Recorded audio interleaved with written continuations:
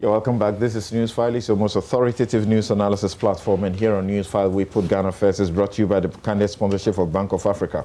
As strong as a group, close as a partner. MTN everywhere you go. Ashasi University, educating ethical and entrepreneurial leaders for Africa. We Lead Properties. Home is where one starts from. Having mosquito spray and coil. Pleasant on humans, tough nightmare on insects. And Napa Foods, it is tasty. DBS Industries, we truly are your roof experts. Robert & Sons Limited Optical Services, your comprehensive eye care services provider. Now, let's get to meet our guest for this morning's Newsfile. And here in the studio, Abdul Malik Kudah, editor-in-chief of the New Crusading Guide newspaper. Thank you very much for joining us. You're welcome, my brother. Right. That's the man that is being chased by the universities with a doctorate degree.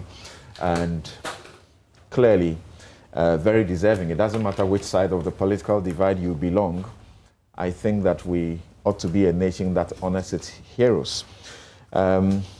So I'm aware of other universities that have tried to do this for Kudah, and he's been running away from it. Let's see what happens this time when the UPSA says they will confer on him the doctorate degree. Same old story will happen. Same old story will happen. Exactly. I see. So what he means is that he's been rejecting them.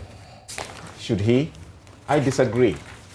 Share your views with me so that he'll get to know that there's an overwhelming, number of the populace in this country who believe, despite everything, that he's worthy of it. Also joining us in the studio is Sami Jamfi, National Communications Officer, National Democratic Congress. Thank you for joining us. It's been a long while. Very long time. Great. Thanks for having me. Great. Yabuabing Asamoah is Director of Communications, the New Patriotic Party. Dr. Srebo Kweku is Director of Electoral Services, the Electoral Commission, and Rhoda Osei Afo, Team Leader for Elections, Coalition of Domestic Election Observers, Kudah Secretariat. Ladies and gentlemen joining us via Zoom, thank you very much for joining us this morning. Good morning. Great. Dr. Kweku, it's been a long while. After the elections, we haven't spoke. I didn't want to say that you're a bad brother, but you are bringing it. You are not looking for a big brother, so it makes you a bad brother. All right. Okay. Right. And so let's begin straight away. Let's look at the issue of the electoral reforms that are being proposed and why the NDC is against it, whether or not they have a point in rejecting some of these, even though it boycotted the program. Let's take a look at it. Once decisions are made, it is a decision of the IPAC. It doesn't have reflective effect on who was there, who wasn't there. Once it is the decision of IPAC, whoever, but that was it's still. So it's binding on all parties, including the NDC. Yes, we cannot say that I wasn't part because it's an IPAC decision. But we are still discussing and the rest. So it shouldn't change. But the most important thing that anybody who follows whatever we are proposing will realize that it's not for the benefit to advantage of any political party. It is just to help improve the electoral system. And I believe everybody will be happy to be in line with any decision that will help improve the qualities of our elections. So, but Doc, how do you answer this question that NDC is, one of the two parties in this country who are currently even in parliament, PUP, in codes, are really not relevant people. So how then do you push for electoral reforms without one key critical stakeholder in our elections? I know you know that Electoral Commission did not push anybody out of the meeting. We invited everybody. And once we invited everybody, we don't know the reason why they couldn't come. But we should still move on and come out with the proposals. At the right time, they will join and we'll move on. Don't you think you should have engaged them as part of this reform? Because they're very critical in our elections. But what engagement you think of again, apart from inviting them to a meeting? So if he invite you, and maybe somebody think you couldn't come, it's not one day off activity. We have other additional days that will come, so that people that they will join us for us to move forward. The National Democratic Congress has decided to boycott IPAC temporarily due to the bastardization of that revered body by the Jane Mensah Bosman-Asare-led Electoral Commission. Ladies and gentlemen, the framers of the 1992 Constitution, in their wisdom, created the Electoral Commission as an independent institution to perform its constitutional functions without the control of any person or group of persons. Unfortunately, the Jane Mensah-led Electoral Commission has misinterpreted this independence to mean arrogance and non-accountability. On one hand, the EC says your decisions are binding. They are binding on the NDC. The NDC, the biggest opposition party, with 137 members of parliament and a speaker, your decisions are binding on us. In other words, he's telling us, take it or leave it. To hell with you. Is this not precisely what we are saying? It's a confirmation. It's a confirmation of precisely what we have been saying, that the attitude and posturing of the EC has been one of arrogance, disrespect, bias, open and complete bias.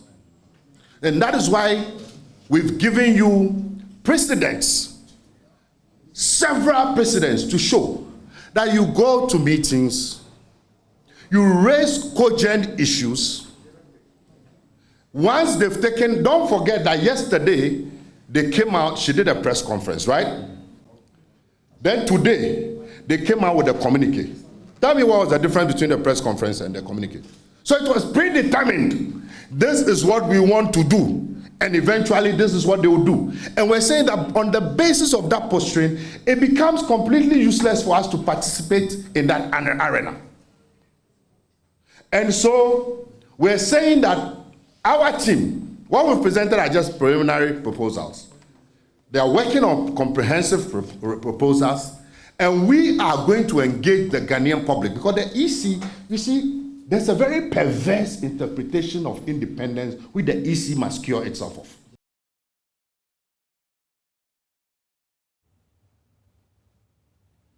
So that was Elvis Efrie Ankra, who is Director of Elections at the NDC, and you heard Dr. Srebo Kweku earlier. So, Doc, very obviously, you are coming up against the NDC in these reforms that you are seeking to bring. First of all, briefly take us through again what the reforms you intend to introduce are. Of course, the one that has been in the limelight as, elevated by the media a lot more is the fact that you are looking to end voting by 3 instead of 5 p.m. And then also there would be the continuous registration exercise, which the law provided for since when, 2016, but you have not yet been able to implement. What are the other things that you intend to introduce? Okay, good morning and my regards to you, fellow panel members and listeners. I don't know, you have already mentioned the time for closing. I don't know what I have to repeat. Then we're also saying that we want to do continuous exhibition using the short code system, where at any point in time you can test your ID number to the short code and it will give you details about your particulars in the register. We will do that again with maintaining the periodic exhibition, so we are not taking that one away. Then we are saying that when it comes to collation, the constituency centers add the various results from the polling stations and get the result declared what we are saying that we should come out with a technology so that the final figure that was declared at that constituency will be transferred to the region, and the region will use that figure inside of the region doing another data entry, which may lead to transposition errors and what have you. So collation will be done at the regional level, collation will be done at the national level, but we only pick the figure that was entered on at the collation center. We all talked about nomination, and the communique says that we will maintain the 5-day nomination that was used in 2020, but we should come out early enough and give the political parties enough days for them to go about completing the nomination forms. We know that you needed 2 people per district to have your nomination complete. So they were saying that when we delay in coming out with the announcement, they have more or less have about 20 days to complete. And moving all over the country to get the 267 times 2 names becomes a challenge. So we should come out and at least so that they will have about 30 days to do that. It was also decided that females and people with disability should be given a rebate of 50% of the deposit. So they will not pay the normal fee that was set. There was also a proposal that the law says that for presidential, you need to garner 25% of the valid vote before you will have your deposit refunded. And for parliamentary, 12.5%. They are saying that if we can come out with a new law so that once the person goes through the full cycle of the election, you have a certain percentage of the deposit refunded. So that is also under consideration. So, I think this is what I can remember. Right. Rhoda, let me bring Rhoda in here at this point. Rhoda, you at the Kudah CDD just recently also did your own review, which is something you do after every election year. You did your own review with stakeholders, attending, experts from various diverse fields attending as well. The things that the EC has, sought to concern itself with, how much of priority are they from where you sit? Thank you very much, Samson. And you are spot on. I think some of the issues that Kudah, together with other stakeholders, discussed just about last month in Adan. Some of the issues actually also featured in what the Electoral Commission also presented at the 2-day retreat they had recently.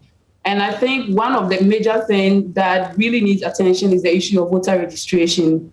The Commission is proposing to do continuous voter registration. Of course, continuous voter registration is not a new thing. In 2015 and 2016, the reform process that the Electoral Commission set in motion, one of the recommendations was that the continuous voter registration should be implemented. Indeed, it is in our laws. So the issue then is what has been the difficulties over the period? Because in 2016, like I said, they tried, they rolled it out. So on 2 occasions or so, they asked people to go to their district offices to register. But I think there were issues, okay? So if we are bringing this back to the table, we have to look into some of the issues that we had previously. And I think the NDC raised some of those issues in their press conferences.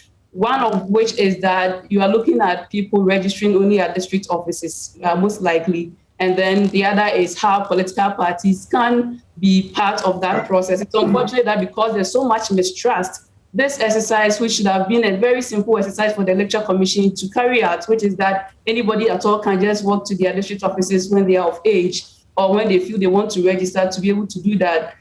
Because of the mistrust, this has become such a major issue and the parties have to be part of this process. So they are looking at how they can observe the voter registration if it's on a continuous basis, because if it's a limited exercise, if it's a periodic exercise, it's much better or easier for them to mobilize their agents and deploy them to the various voter registration centers. But there again, that's the reason why, or part of the reason why in at our workshop, the issue of looking at other alternatives came up, okay? if you look at the voter registration exercise, it has a number of issues. And of course, some of these issues are the reason why we want to do continuous voter registration. Are we going to be able to address some of these issues? The issue of attention, about ineligible people trying to register all the time? If not, and the issue also about equipment and all of that, if not, what are our alternatives? And we all remember that the issue of the NIA system is something that has come up very strongly. The Electoral Commission at the retreat, I was there, they explained that they tried in 2020 to do that, to see how best they can make use of the NIA system, but the NIA system, for obvious reasons, they couldn't rely on. There's the issue of polling stations not being part of the data that the Electoral Commission, the NIA collects. But realistically, are these issues that we can work through to address, okay? Because I think whenever some of these activities are carried out by the Electoral Commission and they are tied to the electoral process, the tension and the acrimony and the sort of conflict that we get to see is so high. But if you look at the NIA system, because it's more or less devoid of this political aspect of this process, it probably offers a better alternative in terms of making sure that we diffuse the tension, people can register anytime. But of course, that's not to say that the NIA system as it is now is something that also can guarantee us everything that we want to have if the Electoral Commission has to use that system. But like I said, we have time, we have the benefit of time. We just finished the 2020 elections. We have about three and a half years to go to the next election. Are these issues that the Electoral Commission can work together with the stakeholders to address? They said that when they feel that the NIA system is ready, they think they will be willing and available to use it. And that one question I raised there was that the NIA system will not be ready if we don't begin to work from today. Okay, so if there are issues, if there's the issue of polling station data not being part of the data that the NIA collects, how can we begin from now to work to address it? Currently, the Electoral Commission has a voter register, biometric voter register of about 17 million people. Is it possible to harmonize the biometric data? Okay, there's a technology aspect of it. Listening to Professor Atefua just about 3 weeks ago, it seemed as though it is possible for us to be able to work through some of these likely challenges. It's whichever way you look at it, the continuous voter registration or the NIA system, all of these are not going to be problem-free, but you are looking at what offers the best alternative in terms of addressing some of the problems that you are looking to address. So I think these are issues that really we have to look at. Then, of course, the other issue about the voting time, which has come up strongly, and this is something that the Electoral Commission had proposed in 2019. We also raised it at the workshop we had, and now it has come back. And I think it's important we do that. What's the point? The essence really is about how we can, again, address some of the security concerns, security issues that we have around voting, voting day and result counting of ballots, collation of results, and all of the tension that is associated with that. The idea, as I remember at that workshop, was that if we can finish voting early, as we saw in 2020, where some polling stations, where people were able to vote very much early, and so people just had to wait till 5 p.m. before they could sort ballots and begin the counting process and then move on to collation centers.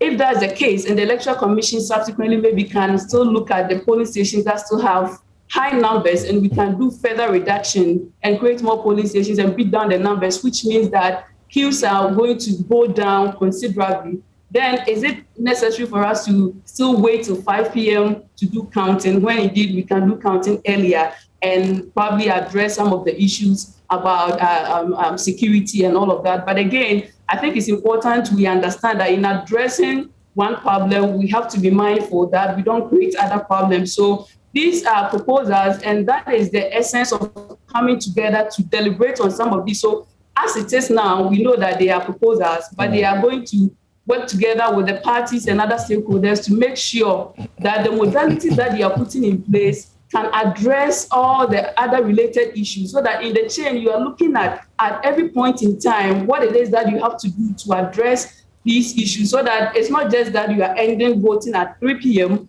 but there may be related issues about collation centers, for instance, because if you're going to create more polling stations, as we saw in 2016, then of course, in 2020, then of course, we can expect that there will be pressure on collation centers. So you have to then work to address the issue of the pressures on the collation centers. So I think there's so much that that has to be discussed and has to be done before these modalities and these proposals really can be implemented. And it's important that the NDC also comes on board. I don't know if I can move on to address that issue, but I think staying on the fence, even if temporary, is not helpful. Ultimately, what they've done is still to come back to the issues that the Electoral Commission set for itself for the 2-day retreat. Okay? My next question to you. We're not part of that process, but eventually you are coming back to the same issues. Wouldn't it have been much better if you were there and you had voiced your concerns, raised the issues? We will deal with that issue. Mutual understanding on some of these proposals. We will deal with that issue. But my next question to you is,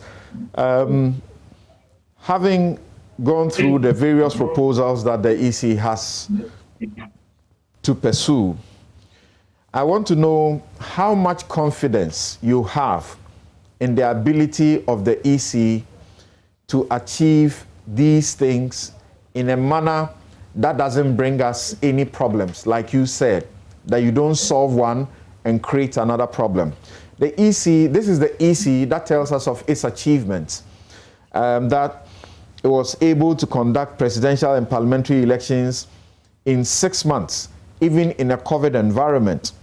It was able to successfully conduct all electoral activities, registration, exhibition, nomination, special voting, election day activities, even in the height of the COVID-19. It had high participation of citizens in spite of fears and apprehensions of the COVID-19 pandemic. There was an absence of long queues at polling stations.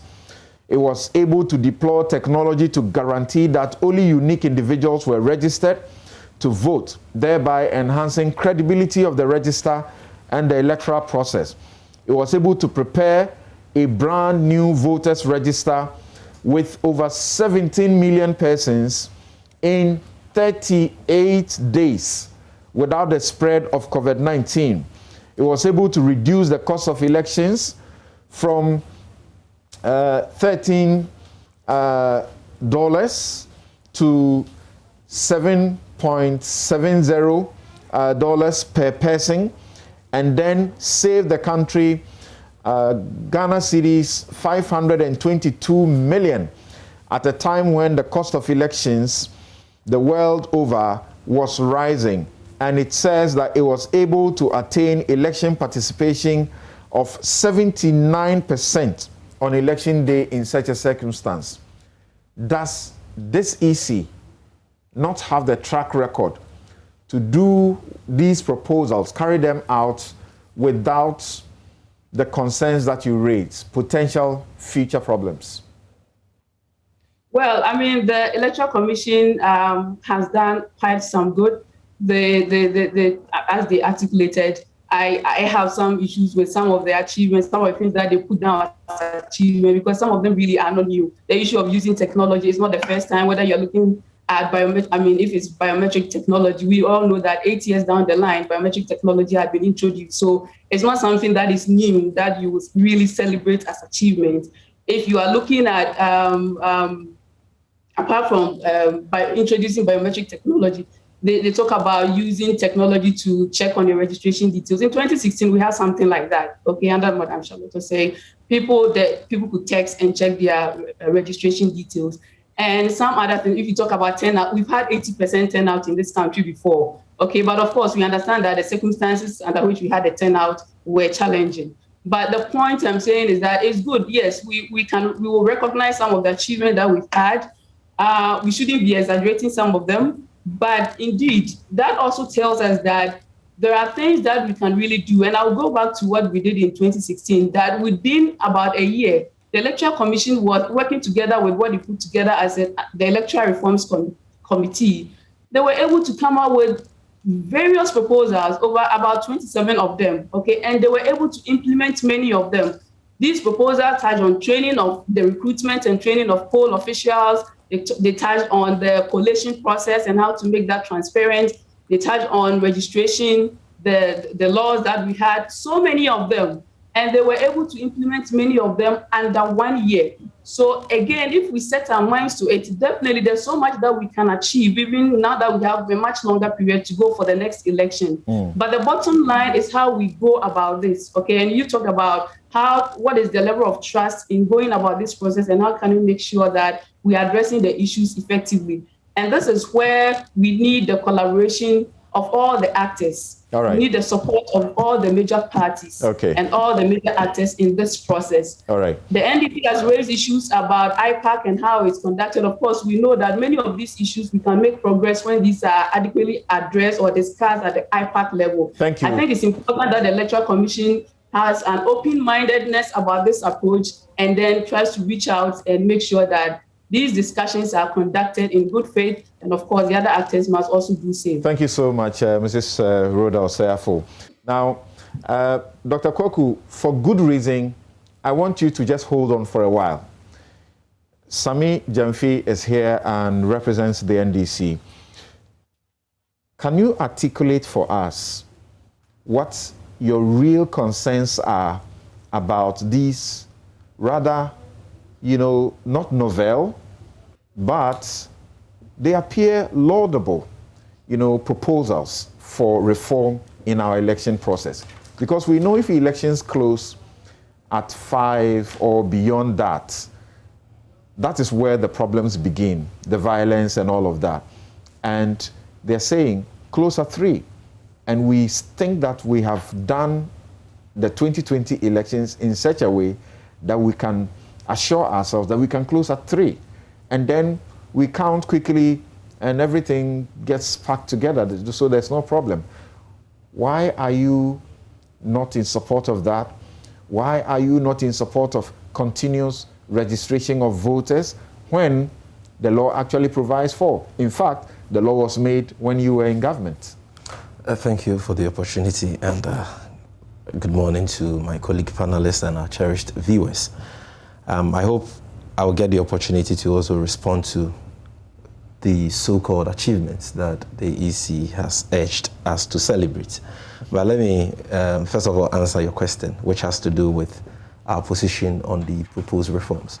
And to start with, let me make the point that we do not disagree with the EC on all the proposals.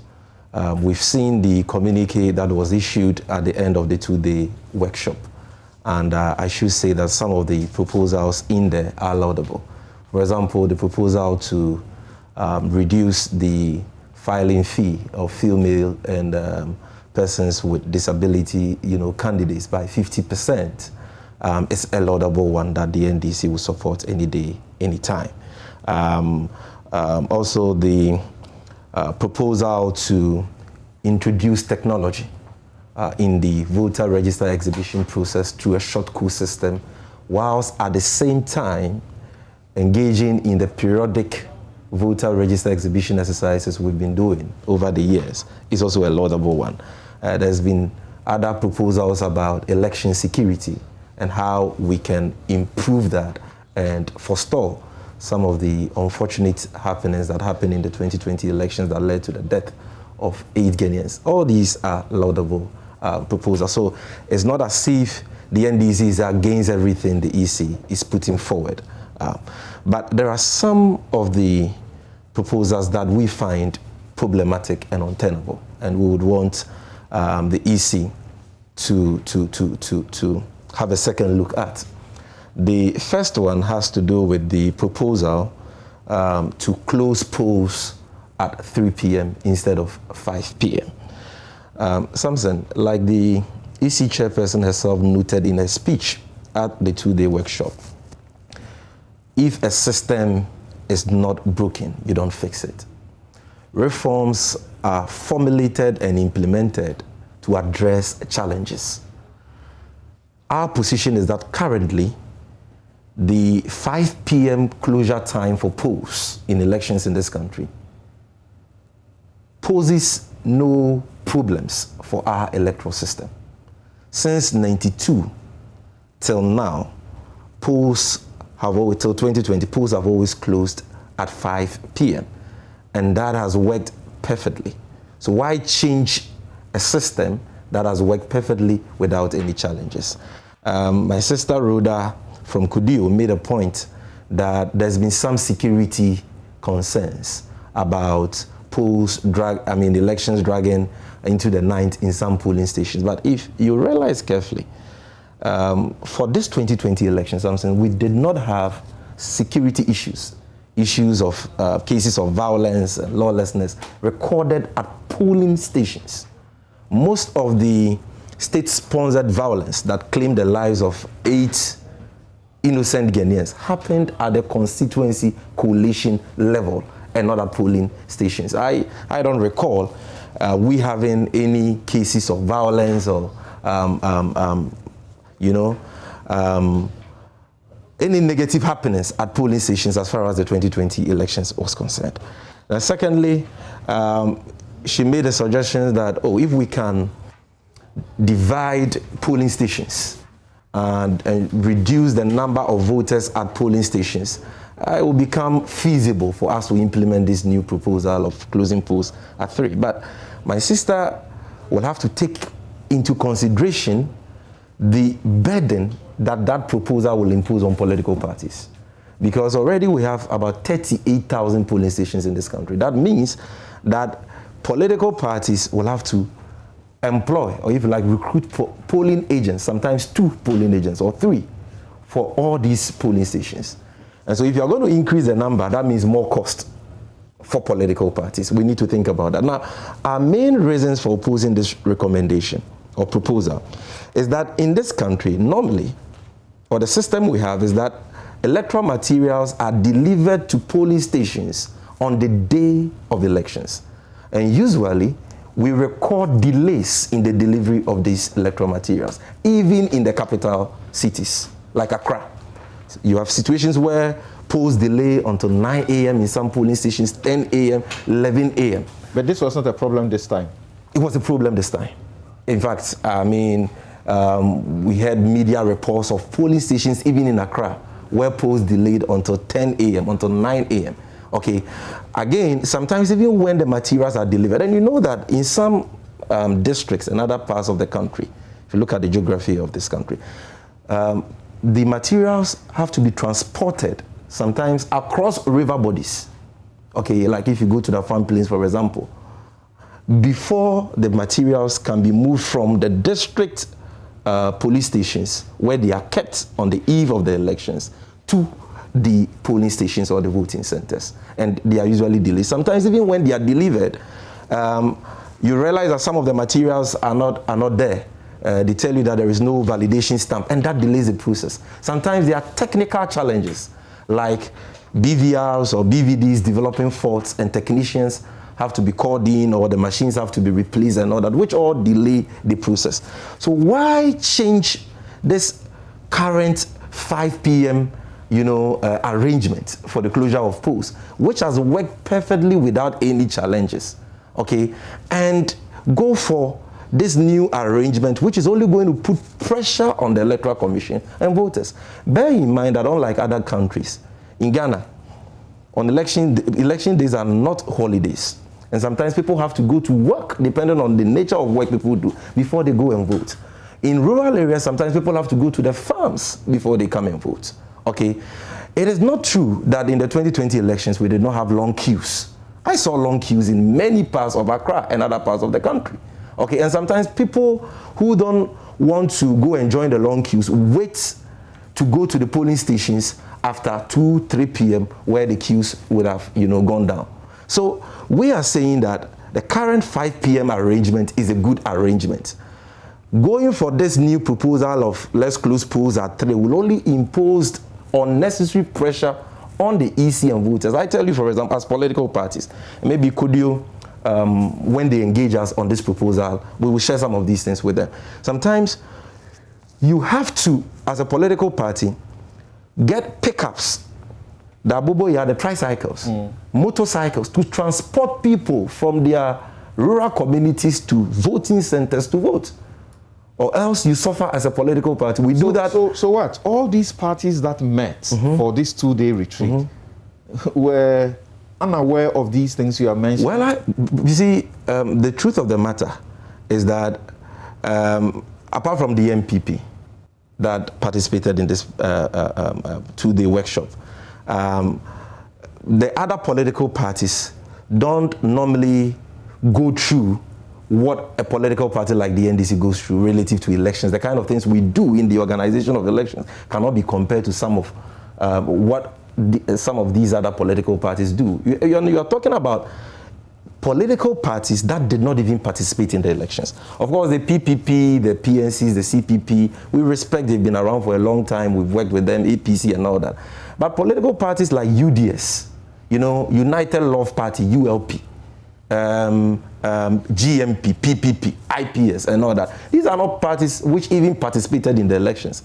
And so if they are the ones assessing the last election they did not participate in and they are considering reform proposals on same, then obviously some of these challenges we are raising will be lost on them. But these challenges are worth considering. And so we are saying on this proposal that this current arrangement is not broken and doesn't require any fixing. Secondly, the EC has made a proposal to do away with the periodic mass registration, voter registration exercises we do, and replace it with continuous registration. That is where the problem lies. Because you see, like Rhoda said, continuous registration is not a new phenomenon.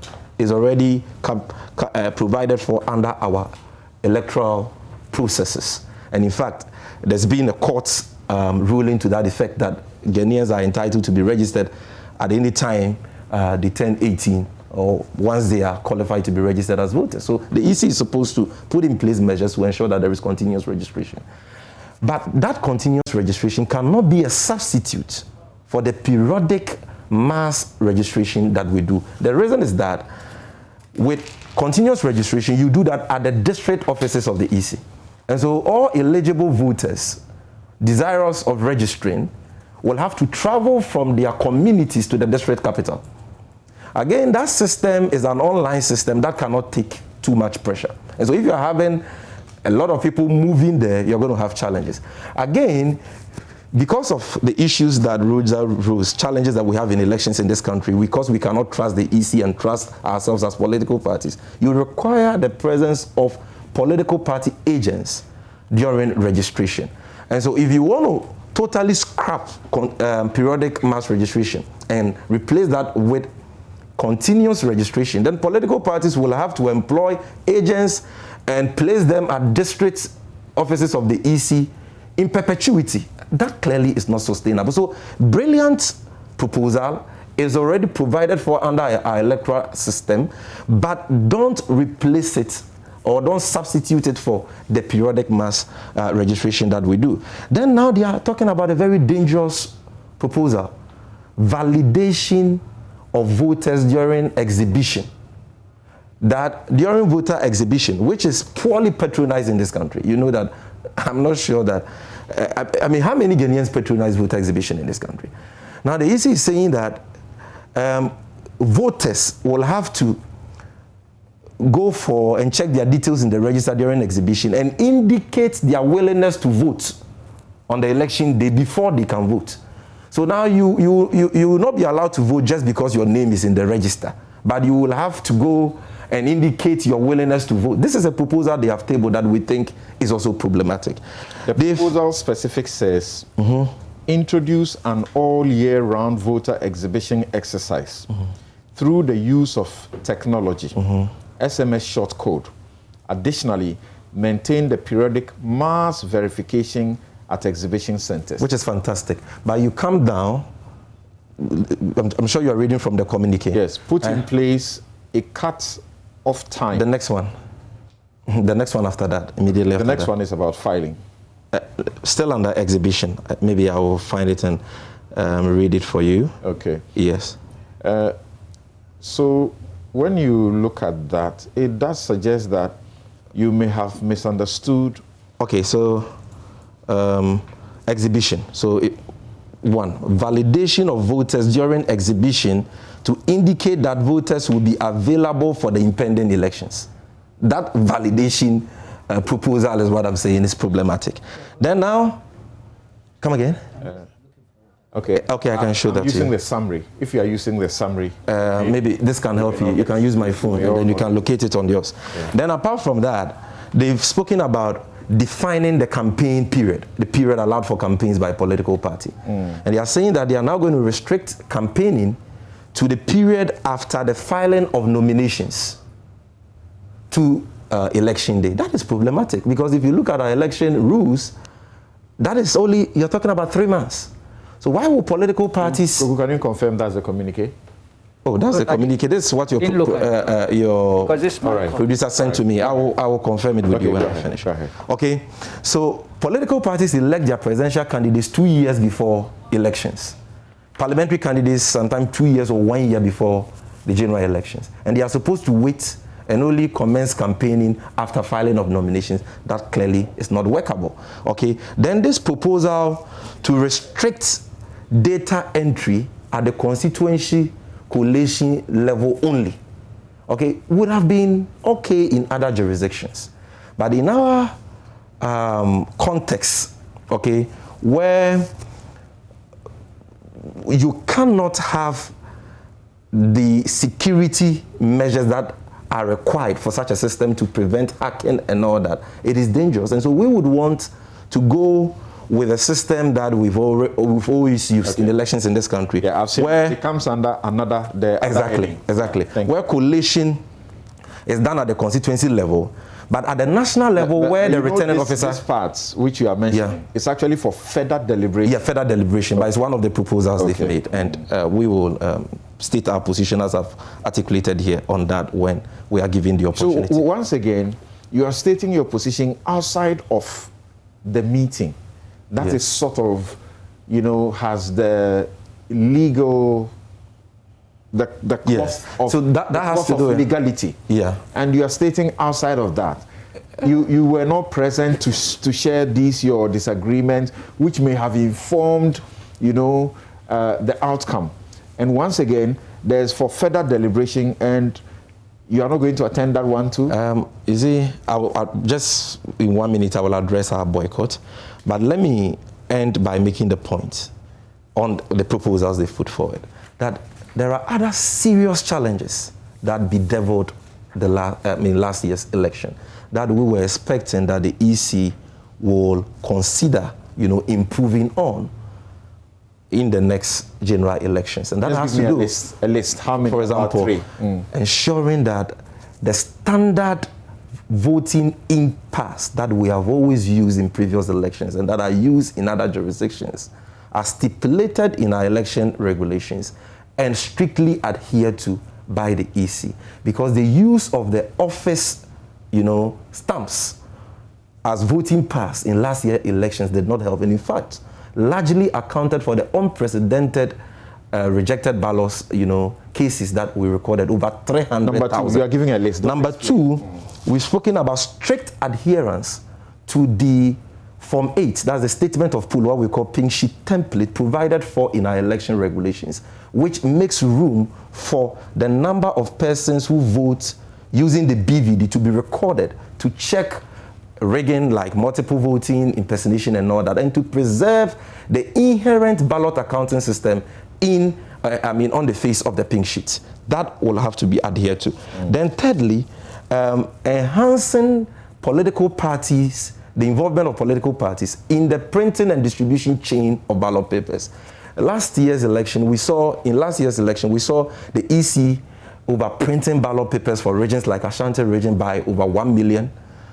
Our checks show that some of these ballot papers were not destroyed, and that is why on election day in some polling stations in the Ashanti region and other MPP strongholds, people were caught with authentic, not fake, authentic ballot papers already thumb-printed for candidate Akufo-Addo with the EC yellow validation stamp, which is a material that only the EC has custody of. We will have to check that. And then finally, with regards to election security, we are proposing that we revert to the time-tested election security arrangement where political actors step aside from the DISEX and the MISEX and allow the police acting together with the district EC officers to handle election security, and that there should be minimum or no involvement of the military or national security. Thank you. But on IPAC, you obviously will regret your absence. Not at all. You see, now let me quickly deal with it. You see, IPAC was established in 1994 for a purpose. That purpose is for IPAC to be a platform where the EC engages political parties, seeks their opinions. It's advisory. It's advisory, but that is where the EC strives to build consensus with political parties and ensure their participation in the electoral system. And through IPAC, we have achieved a lot of electoral reforms over the years with the active participation of the NDC. So we believe in the IPAC arrangement. But the bastardization of that novel, or if you like, revered body by the current leadership of the EC, okay, and by bastardization, I'm talking about the introduction of many mushroom political parties who have no offices in this country, don't participate in elections, but who are always invited by the EC, giving the same voting rights as the NDC and the MPP, and who only come for IPAC meetings to heckle and to do the bidding of the EC and the MPP. That arrangement is defeating the very purpose for which IPAC was established. Are you saying that those who attended this IPAC, there are some that previously were not invited to IPAC meetings? No, they've been invited to IPAC meeting under the leadership of Madam G. Mensah to do, for example, my question. Yes. These parties that attended this particular IPAC meeting are parties that previously were not invited to IPAC meetings? Before the June 18 ouster of Charlotte Osei and her deputies, we had never seen a political party like UDS at any IPAC meeting, or ULP, and some of these mushroom political parties who are now invited to IPAC meetings. They have the same voting rights as the NDC. They come to heckle, muddy the waters and all that, and no meaningful deliberations take place. Secondly, the hostile and dictatorial posture that the current leadership of the EC has adopted towards the NDC. Something you have a situation where you are invited to this meeting, but you have you are invited to a meeting which is supposed to build consensus. Yes, a meeting which is supposed to seek your views, right? But which always turn out to be an information sharing platform, where you are told that look, you can only advise. Is that what happened in this meeting? It was only information. That is what has happened in all IPAC meetings the NDC has attended under the leadership of Madam G. Mensah. Thank you. Now we are saying that posture will have to be reviewed, the current arrangement will have to be reviewed. You see, Dr. Kweku, please forgive me, but just hold on for a minute. Kweku, no, let me come to you. I want to come to you before I go to Dr. Kweku. First, one of the major planks of the NDC's argument is about the mushrooming parties.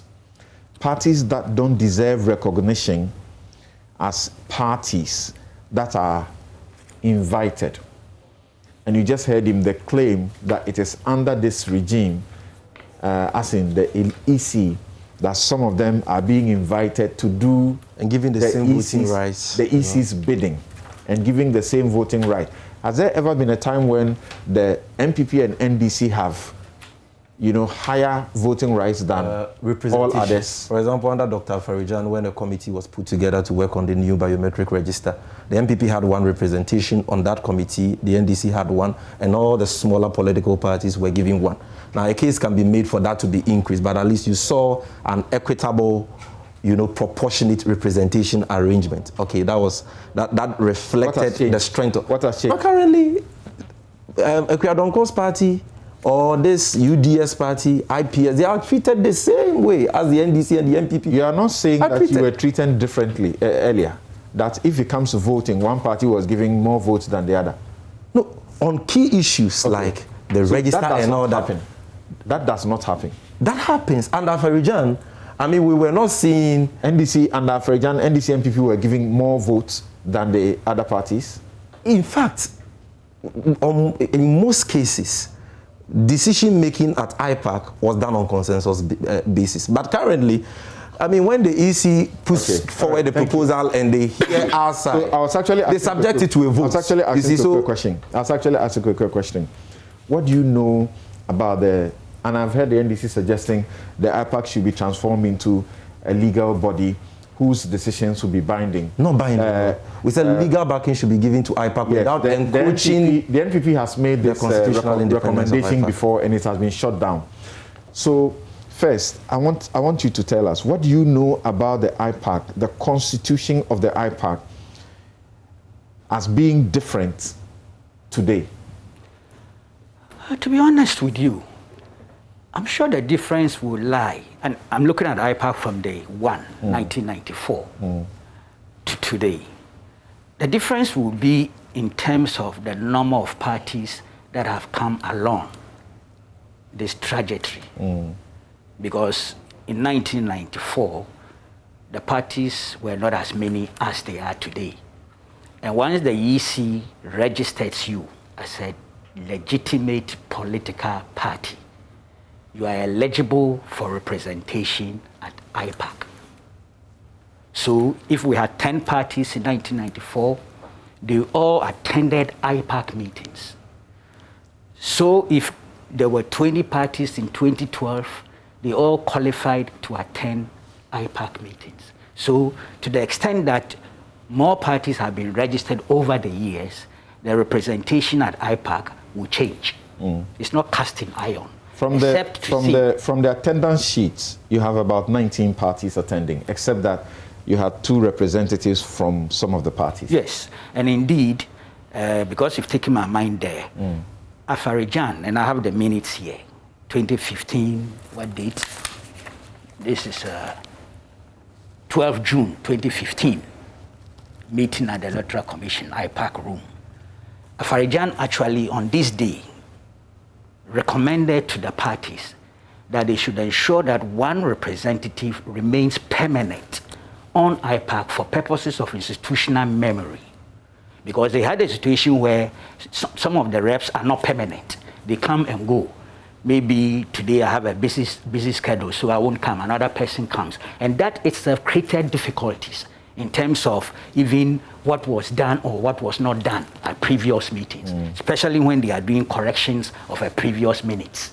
And so Afarijan noticed this defect and appealed actually to them that, look, you can come 2 or 3, but would you make one person permanent so that at least he keeps the institution? As a result, in the NDC, you had Kudah being like a permanent guy there. At certain stages, yes. Being permanent. Yes, you are right. You are right. And even Asidu Nketua at one stage. Right. So that is it. Now, in terms of the party representation, I mean, the mushroom, let me use the word my brother used. My difficulty is this. I have minutes here, and fortunately, they put all the minutes here. I don't know about that, the last meeting. I'm sure if I check, I'll find. But you see, there are all sorts of things. What is GFP? Ikuya Yeah, that one, In fact, she participated in the election. There is URP. The name here, the rep here is Albert Ochri. There is RPD. The name here is Kwame Tua. There is URP. The name here is David Asumenu. DPP, of course. We know what group. Latte. Yes. Okay. Yes, and there's GCPP and all. Yeah. All sorts of initials. Many of them, you don't hear about them. So what is happening today relative to the description of... You've heard about the UDS party before? Not, to be honest with you. But we should check the records. When were they registered? Right. When did we get a provisional register? When did they get a final register? These are public records. Right. But I'm saying that there is little difference between what is happening today in terms of party reps going to IPAC and the previous one, except that the numbers may have changed because new parties have been registered. There are some of the parties here. I've mentioned the initials. I don't know the full title. Okay? Ikuya Donkos one, to be honest, but for the fact that I saw her name there, I might have missed which party that was. So that is a challenge in terms of, and you know that the EC often on threatens, quote unquote, to inspect their offices, their accounts, and all those things. In fact, the electoral laws. The EC has been very derelict in that regard. Over the years, they have minutes here where they've raised the issues, the EC and the parties, at IPAC meetings. The EC has actually raised issues here about, look, we are going to set up a committee to go around the country to inspect party offices.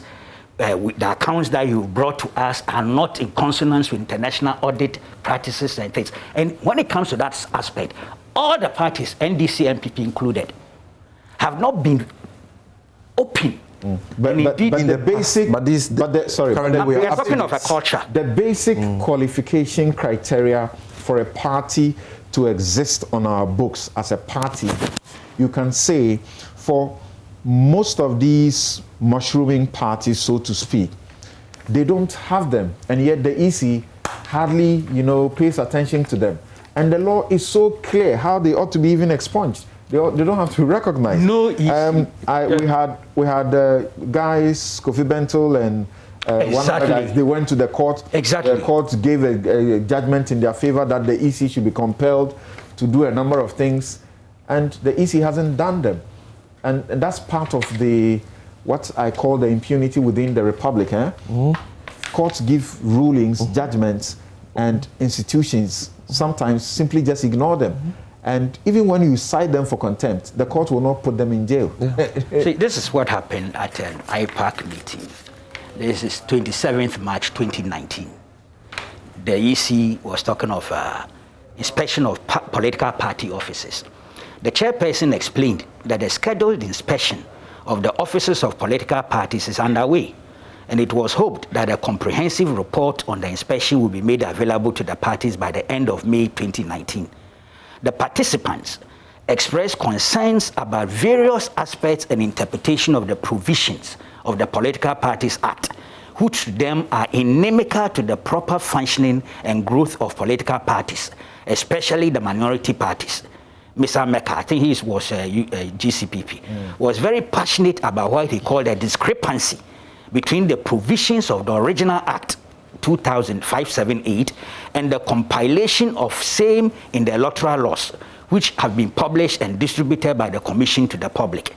He also suggested an amendment to the Political Parties Act because to him it has become outmoded with time. John Bodu NPP suggested at the next IPAC meeting, the EC should come clear and explain to the meeting its understanding and position on the relevant laws, inclusive of what the Political Party Act is, the understanding of the law and the consequences of non-compliance, so as to lay to rest the debate over the real impact of laws relative to their varied understanding and interpretation by the different parties. The chairperson said that the Commission has taken note of the concerns of the parties and would appropriately address them. She, however, emphasized that the law as it is must be complied with, but the interpretations of the various aspects are a question to be properly handled by the Supreme Court. You see? So already, some of the parties have raised legal hurdles and how it impacts on them negatively, as they indicated more or less the minority parties. The chairperson throws those things back to them that, well, perhaps I don't have much powers here, it's the Supreme Court. But I think the law as it is now still has room for the EC to independently do its work. Yeah. To be honest, allowed by law to get up, wake up just any day to decide to do an audit of the political parties. Yes. And if it finds that you are not compliant, in these mushrooming parties, the conditions that are expected are that you have branches in all the regions, you have presence in 2/3 of the districts in each region, at least there's a founding member in each district.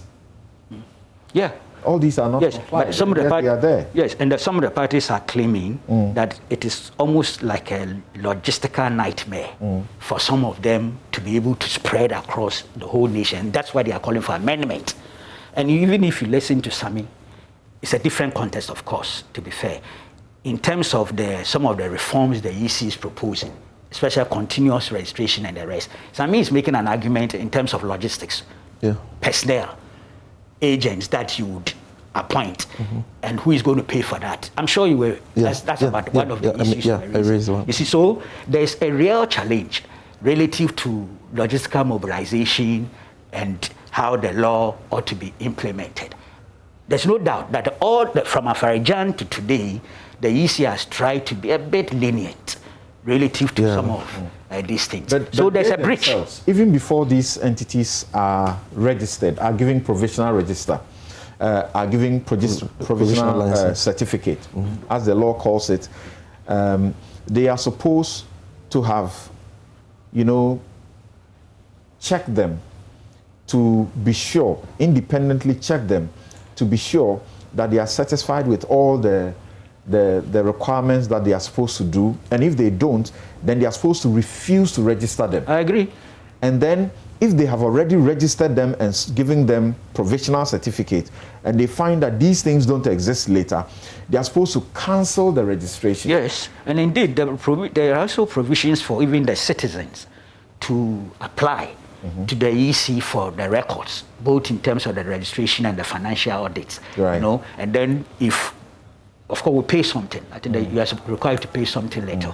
And on basis of that, citizens too can trigger a lot of processes. As you mentioned, Kofi Bentil, and I think our friend in the UK, Ansam Yabua. Yes, YK Ansam Yabua. Yes. He's actually very passionate about this, on this issue. Yes, and is it Uncle? Now, so Kaku, now let's have you look at the NDC's non-participation, and it doesn't appear from what you hear from it that it intends to soften that stance anytime soon.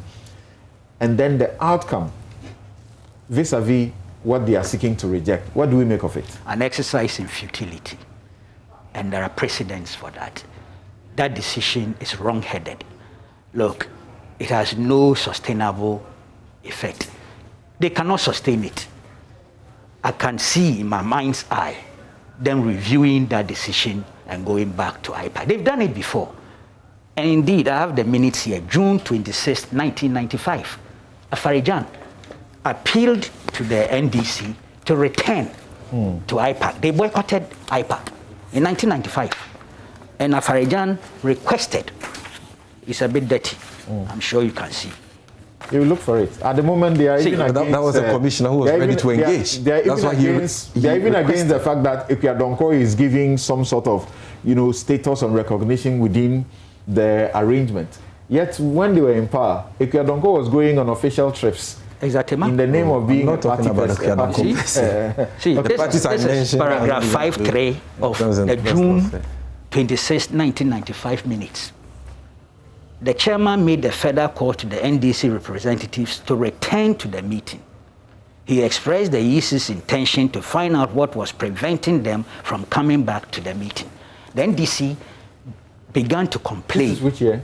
June 26. And the MPP has also boycotted IPAC before. 1990. Well, you can give me that record. Okay. But I am giving you... The writings, the typing on the document is fading. It's fading. It's fading. Yes, I need to be... One of the reasons why you should accept the honorary doctor. People are sending me messages. I'll share it. Shocked. Yeah. So, and it was all over. But that's why IPAC is very important. I'm 100% for it. Look, it's because of IPAC that we had reforms leading to transparent ballot boxes, photo ID cards. The elections originally were held on different days, presidential and parliamentary, on separate days. Through IPAC, we brought them all together on the same day. Then this is difficulty in 1995, as I was saying, that the opposition parties were about 4 or 5, 6, and apparently were always ganking together in terms of their perception and driving the process. And in the minutes here, Afarijan makes the point that's true. Some of those changes were done under the pressure of the opposition parties. And the NDC, which was in government, was not comfortable, even though eventually, as the executive, you have to provide the logistics. Of course, the donor community were also representative at such meetings. So it moved us forward. Beyond 1990s, we still have had serious reforms. Look, biometric voters register came through, again, agitation, especially led by the NPP. Right. But Kuku, when you say an exercise in futility, is it possible for any serious election management body to ignore the NDC? No, the NDC cannot also ignore any serious electoral management body. We can't. They can't. And we haven't. Thank you. And we won't. But precisely, that's the point I'm making. The EC. In the sense that, look, it is a question of mutuality. They need both sides. Both sides need each other. Yes. And that is why I'm saying that since 1994, with all the challenges, look, there are always noises, anger, all expressed. And it's all in the minutes I have here. I've deliberately compiled minutes from the 90s to today. And you'll be amazed. But at the end of the day, they are able to work together. I'm saying the same thing is going to happen. And that's what I meant by exercising. Based on the posture. The NDC will return to the table. They will return to IPAC. And they will negotiate their way through and will make some reforms again. What should happen to their counter proposals and suggestions? Fantastic. If they don't do that within the IPAC? See, fantastic. That is what I think we should be doing. We should focus on the specifics, interrogate the specifics, their merits or demerits, and then move on. Why is the public we are doing so? IPAC is going to also do the same, with more emphasis and more quality, and that's why they ought to be there. But look, let me take one, and interestingly, that's the one he showed to me. They say, oh, it's further deliberation. Yes. Otherwise, I was going to say, God damn, oh, sorry, I forgot where I'm sitting. Forgive me. I'm sorry. Very sorry. I've forgotten where I am. Go ahead. Validation for the purposes of voting. I was going to find it a very tricky animal. Because, look, we don't compel people even to vote in this country. You are the lawyer. It's not compulsory, is it? It's not. Yes, so... It's a duty. Other countries... Yeah, it's compulsory. Yes. But here, if I don't vote, you can't sanction me. So I was wondering the purpose for the idea that we are validating you on basis that you vote in an impending election. I would have thrown that out. Now they are saying for further deliberation. If that further deliberation should be thrown away. Okay. That's one area I think I will go with the NDC. But there are also... Campaign period, 3 months. Yeah, that... Focus. You see, there's been... okay, you want there was an electoral reform committee that was formed, I think, 2013. They did a lot of proposals. I have all the report here.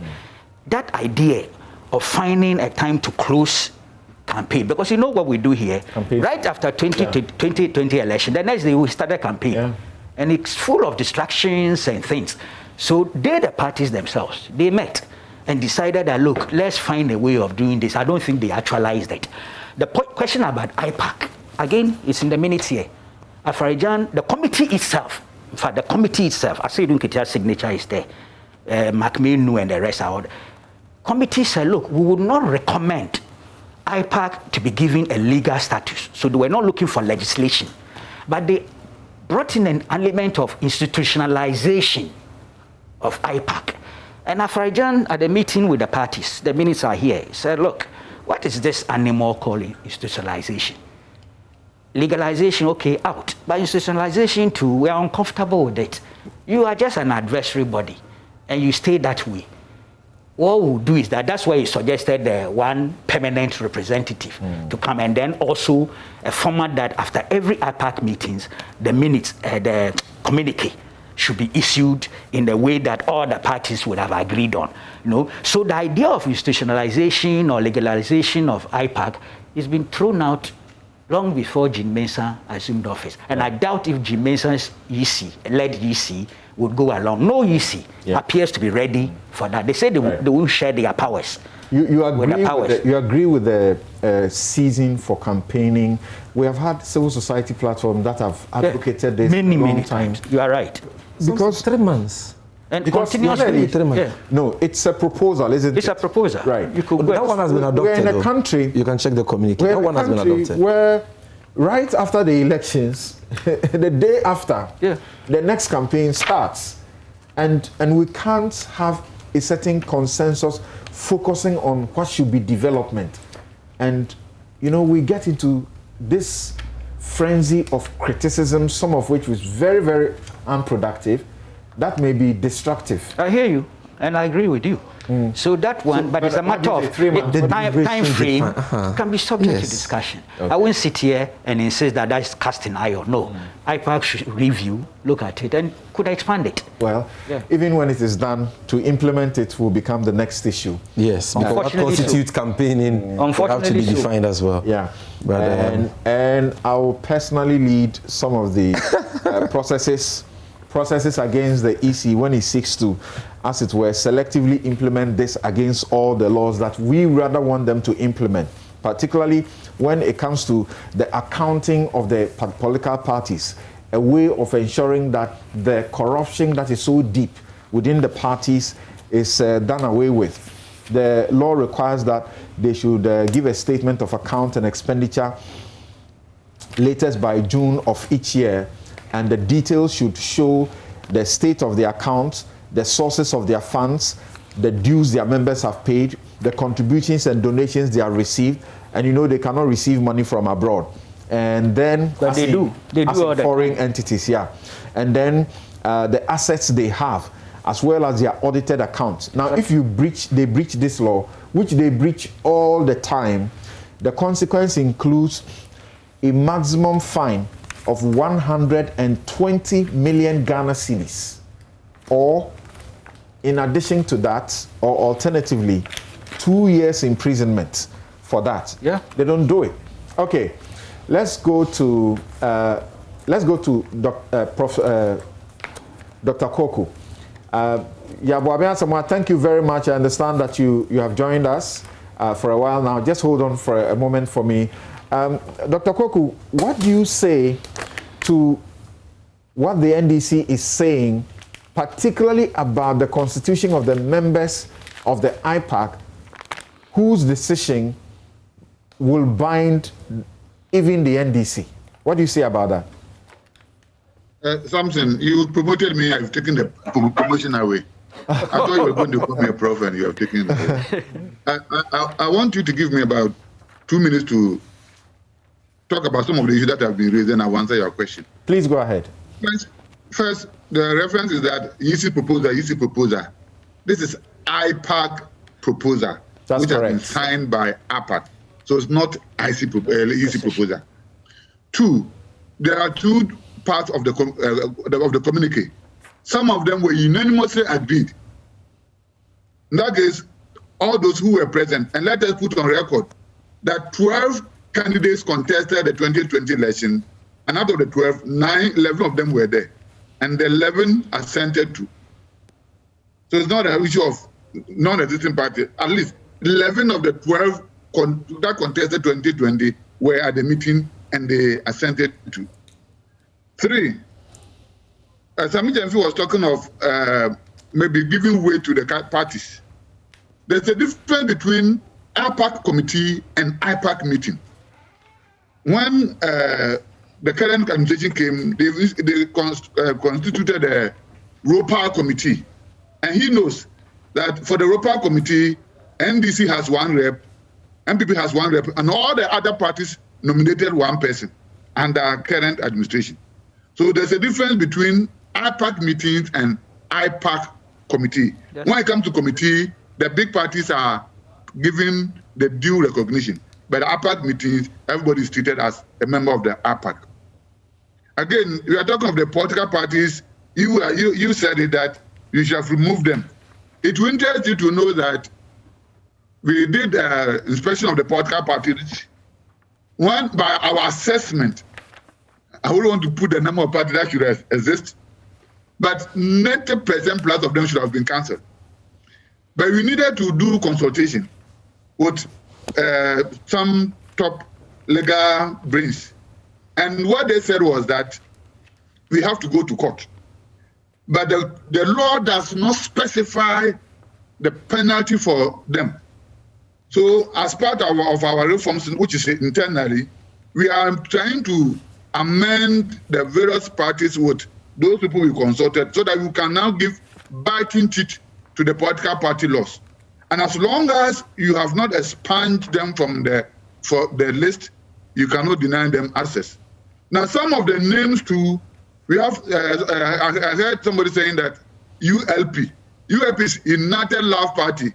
They have the slogan, Lovey, Lovey. During Madam Shadow's time, when we launched the... Oh, Jesus. when we launched our strategic plan, when we introduced the logo, they were there, and the man, I don't know who if any of you were there, he said that we were paying monies to media persons who are not members of the IPAC, and we are denying them. So it's not a new party. The headquarters is in Cape Coast, United Labour Party. So all the, and you see, there's another, if you look on the list, IPS, it's not a party. It's the independent presidential something. Independent presidential system. Okay, so that is Joy. So it's for the independent candidate, not for a party. So we should not make a mistake of calling IPS as a party. It is for the independent candidate. And again, we should also understand that whatever decision we are taking now is for 2024. And you and I wouldn't know any of the parties who will contest or not contest. So when you are talking of any reforms, we cannot deny them, because if they did not contest 2020, it does not mean they cannot contest 2024. Again, forming a political party does not necessarily mean they should be contesting elections. If you look at in the Constitution, it tells you that you have to shape in the economy something, and the rest of the day. So, so Koku wants me to ask you this question. Independent candidates, they come in temporarily, contest an election. After that, what is their locus? Why are they at IPAC? You are reviewing an election they contested, and you are coming up with proposals for future elections. So if somebody who has been contested, I think this is the third time, is that you cannot overlook such a person. I think that's clearly understood. Anybody who attended a meeting like that, he came out with a lot of suggestions. Right. So if in the validation that is there, he brought that issue. That we should validate to eliminate people who are diseased. Okay. So, all right. So that's certainly is a very valid, response. Which party is the UDS party? They call it United Development System Party. Okay. The founder is a WO something. It was founded in 1996 or so. It's an old party. It's a WO1 something. I'm not so sure of the name. And your own inspection shows that about or over 90% of these parties about 90% don't meet what the law requires. That by our assessment, but they're saying that we have to go to court. But when you go to court, the law doesn't give us clear penalty to be given to them. When you read the law in Section 9 of the Political Parties Act, yes, I thought it's very, very clear. If you check and they haven't satisfied to have been fully complied with the law, you refuse to register or you cancel the certificate that you issue to them. I thought that should be very simple to do. You don't need to go to court. That's not what the law says. If you want to punish them for violating, for example, the accounting procedures that are required, that is where you have to take them to court. Let's limit it to the offices, because that's the argument that people have been. Because if you talk of accounting and the rest, I don't think any of them will exist. Okay. If you want to apply the accounting, we will not have any party in Ghana. Including the NPP and the NDC. Or if you want to apply the law critically, they will be found wanting. Okay. So please, you let me do this test. This very simple like test. Said, can you tell us, for example, engagement? Electoral Commission believes in involving people getting ideas, and I was part of the team that made some of them something off air. Can give you the names.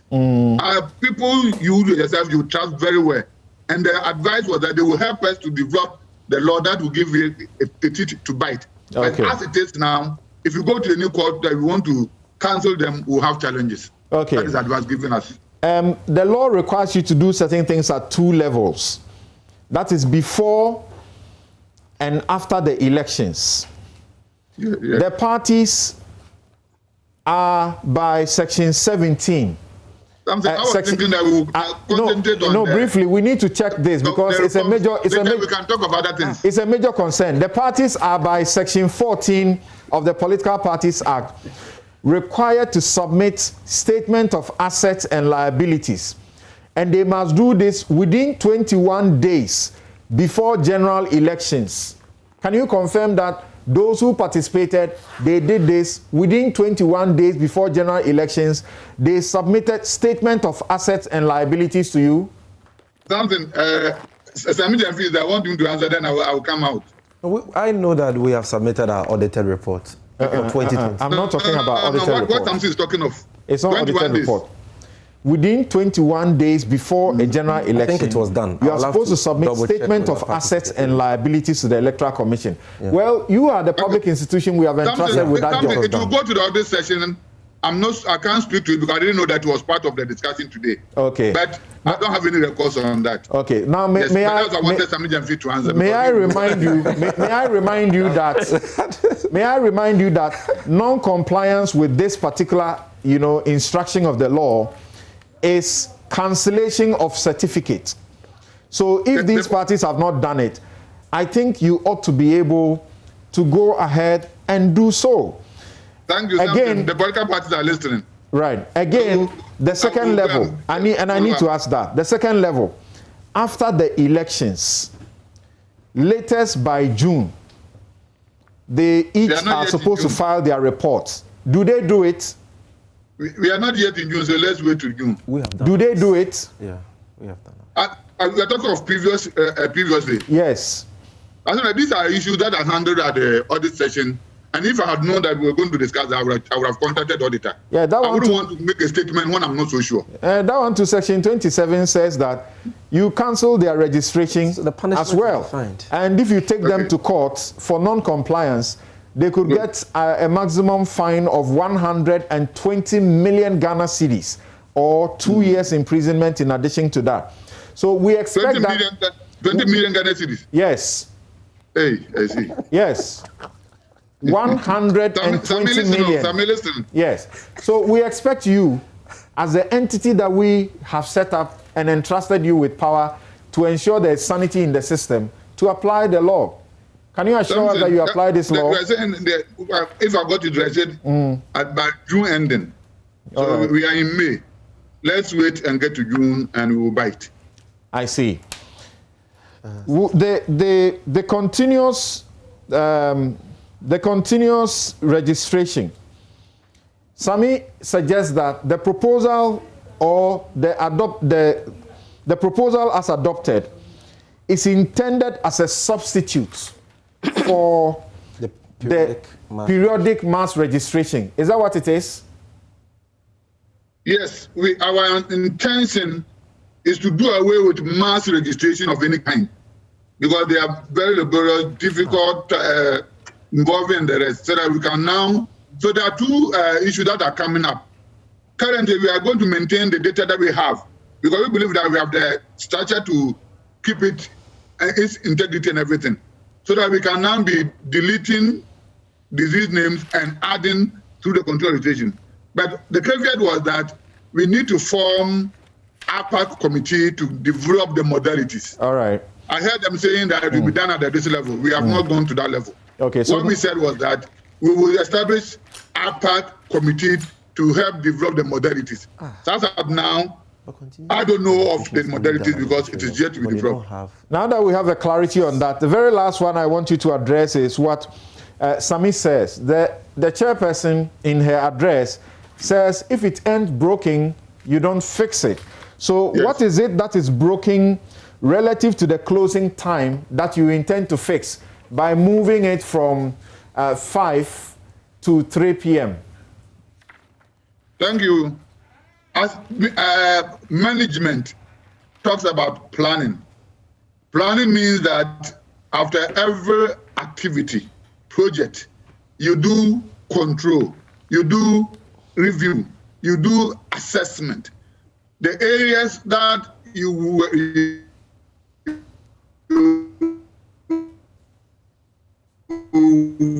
for found wanting, you identify to overcome it. Then those that you succeeded, how best can you improve on them?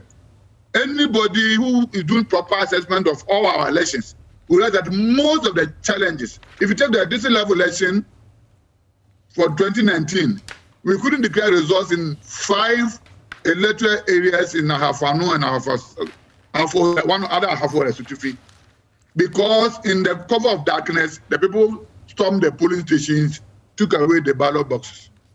So after we have done the 2020 election, we realized that because of the efficiency we have introduced in terms of the numbers and the machines and the rest, around 1 o'clock, all the polls were almost empty. Not true. So we're saying that in that case, why don't we bring the polls to 3 o'clock so that we can finish the voting early enough, transport them to the coalition center, so that people who are fond of attacking in the cost of transportation, the rest, and the cover of darkness could be avoided. So they are purposely for security reasons. Okay. Security. And I believe if Sami himself or his party were there and they are listening to the discussions, I believe they would have fallen in line. So everything they have said, sorry, I need you to say yes or no to this. Everything they have said at the press conference that Elvis Afriye Ankra addressed has no use for the decisions that were made at IPAC, correct? No, I think I said that I know they will bring their discussions on board. We'll look at them and they'll be part of the discussion. It's not one party taking decision. It's an IPAC discussions. So we come with a suggestion. We all debate on them. If they are going to help the course of the election, we adopt them. So we cannot say that any suggestion is useless. We can't say that. All right. Thank you so very much. I want to make a point that we have Council of State backed by law, but not all decisions are implemented by the president. Yes, exactly. Right. We have IPAC, which is an advisory committee. That's right. The Electoral Commission is in charge of the conduct of election. You bring on board your decisions. We discuss at IPAC meetings. Then when it will go, we all agree to help the cause of it. It's factored into even the reforms, the communicate and everything. They are not ending themselves because we need to deliberate further. Committees will sit on them, convert them into drafting of laws. It will go to Attorney General's department. He will fashion them up before it becomes part of the CI. All right. So thank you. There are more room for the NDC should come and for us all to discuss them. All right. Thank you very much, Dr. Sribo Kweku. We should end it there for Dr. Sribo Kweku. Let's have Yavwamia Samoa have the very final take on this matter. Thank you, YB, for joining, and share with us very briefly why perhaps you don't see any good reason in the counter that the NDC offers on particularly the continuous registration being a substitute for mass registration regular, and also the change in time, and the question of the mushrooming parties, which are illegal entities sitting on the EC's books, being allowed to participate in an IPAC. Thank you very much. And first of all, I've been sitting on the machine since 1950, so I didn't just lately join. Thank you very much. Thank you. I was hoping you would get to me sooner than later. But I am pleasantly surprised at the discussion. This is really way forward. I mean, listening to the NDC press conference, the position being espoused by their communication officer in the it's a major departure from that. And to the extent that they agree with some of the positions being taken in the proposal, it demonstrates the value of IPAC, yes, and the fact that these proposals are only a continuous sharpening of the processes that we've been employing in the past 8 elections. Let us never downplay the value of the 8 consistent elections. This is the longest ever period, the Fourth Republic, of any constitution that we've had. So our prayer is that it remains that way. And that means that the referee must achieve continuous, sustainable credibility. The referee here, the Electoral Commission. So narrowly debate those few markers and getting NDC to sit in is critical to the resolution of those matters because they can only improve what they're doing, and we do it very, very well. So I'll address the 3 things you've raised, but let me quickly brush out of the way this allegation, wild allegation of ballot papers bearing Nana picture and the stuff that Sami Jemfi was trying to push. Sami, today you very well, that's why they're dropping MYA. That allegation won't fly. There's no proof of such a thing.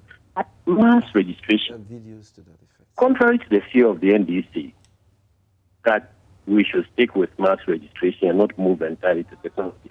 I think we should rather push the EC to full technology. Why is that? Today it was COVID. militating against mass registration. Tomorrow it could be something else. Many of the proposals are just a coming together of gradual technological innovations over the years. And it is time we leapt forward. The biggest block was EC's insistence that it couldn't have its card share a database with any other card because it was independent. Not hearing that. Now we are hearing that it needs to sync itself with the Ghana card properly, and there are certain fields that are missing. It has become a technological and logical problem rather than a legal problem of separation. It is fantastic because that card, the Ghana card, will now also have the best and best on it. And therefore, if you sync it, and you have the best and best, what is going to happen is that whenever anybody is born, immediately the data will pick the person up, and the person is registered and has a card. Then as the person grows up, automatically the system will pop up the person when they are ready to vote. When they are ready to vote and they vote, the system will have drawn them into all the rights and duties of the voter, including verification and otherwise. Then you go forward to the end. In any event that they are unable to vote, i.e. death, it's the same system which will punch up and show that they are dead. So in one leap, when you bring full technology on board, you eliminate several points of mistrust, including introducing minors and foreigners onto the register. The farce that we saw in the last registration, where all over the country where political parties were beating each other over who had brought people into where to register and who was younger than the other. We've had minor problems for several years. But if you have it this way, you get rid of that immediately. You get rid of so much of the mistrust and the logistical problems the parties have to go through in order to follow through on mass registration. It's the same with verification. If we are doing continuous registration and we are going full-scale technology, then political have a ways and means of also patching into the data. Now, as we speak, the MP, brilliant Joe Anoche, has put in place a coalition system that is able to parallel collate everything instant from every polling station across the country, every coalition center across the country.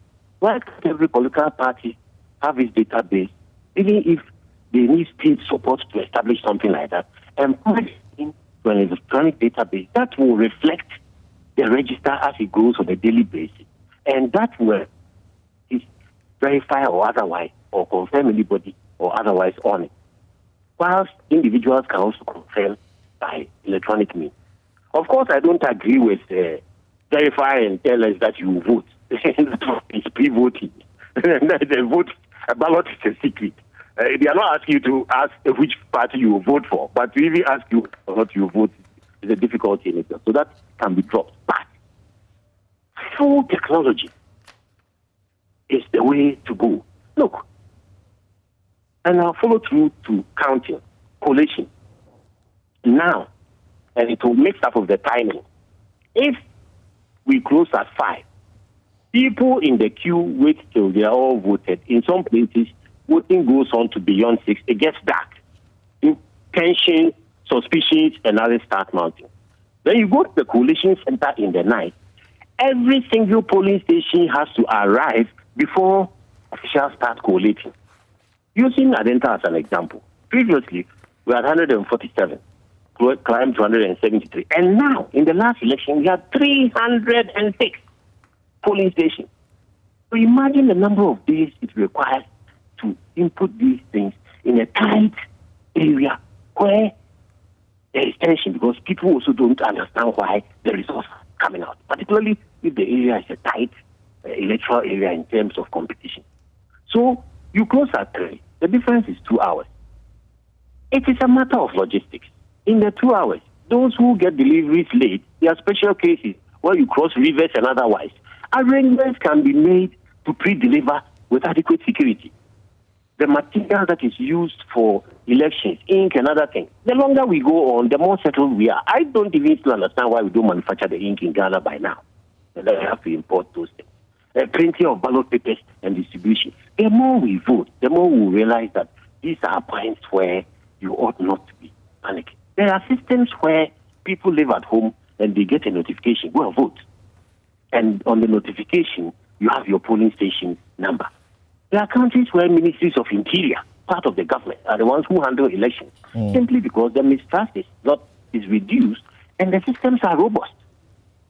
So these reforms, to my mind, are bringing in a robustness that we must transmit to the EC through technology and to the parties as well to go along with the EC. We can't leave the parties to their own devices. What should be done with the NDC's suggestions and proposals and counter, proposals outside of the IPAC?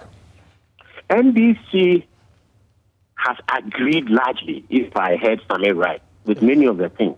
We've agreed with good, which means that there is some goodwill.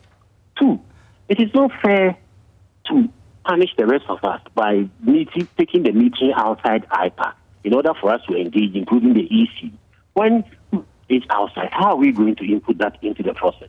So I think the NDC should simply accept that whatever it was worth, the time for the boycott is over. The reasons they are giving for the boycott may not necessarily be reasons that are sustainable in the long run. It's been explained that all parties come to IPAC, but committees have a specialist representation which delivers the weight of the party. If many parties come to IPAC, it is the large party with credible proposals and track record which will dominate the meeting.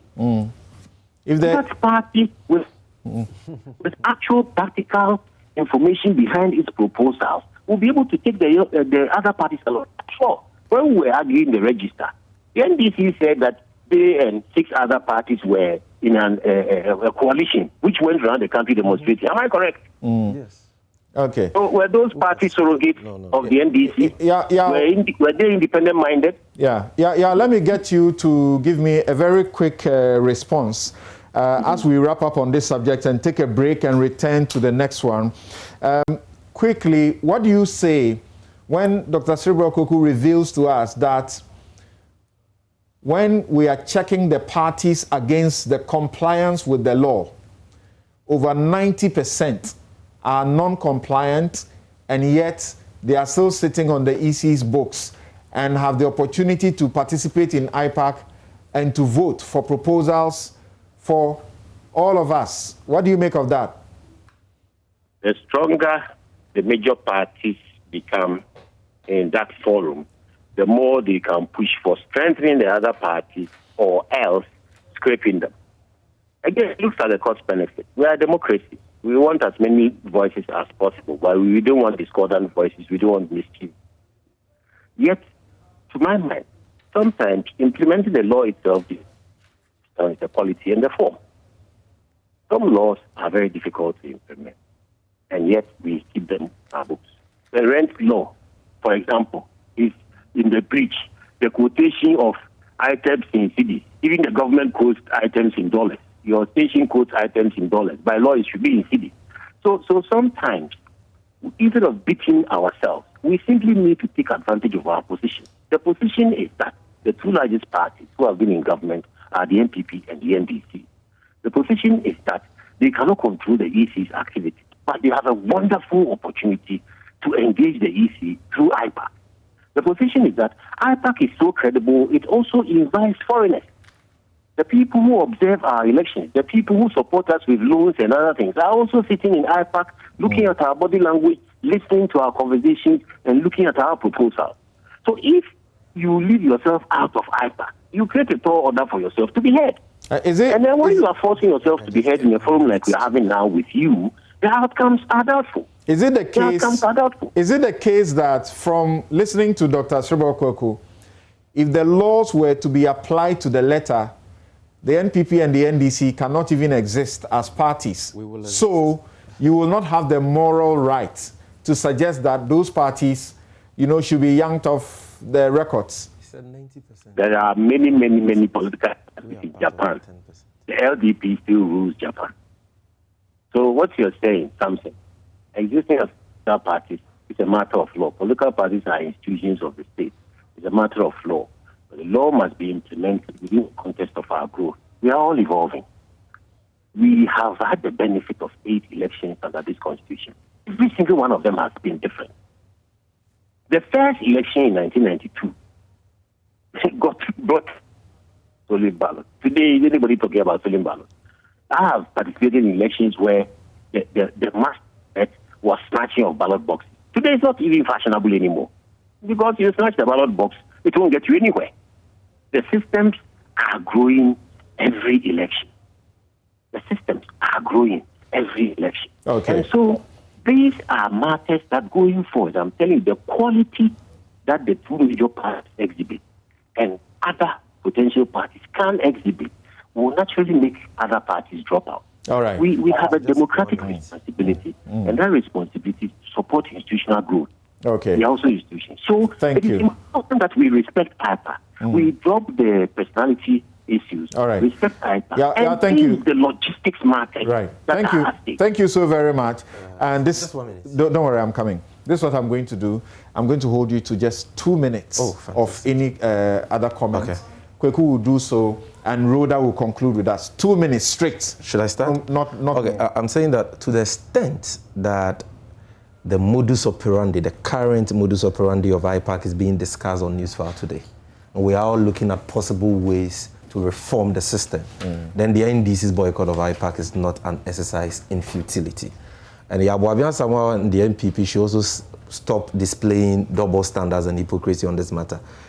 In 2016, they raised very similar issues to what we are raising today about the posture of the leadership of the EC at the time, and indicated that they were going to boycott IPAC and all that. So we don't want the current status quo to stand. We want changes, and I think such protests are allowed in democratic processes.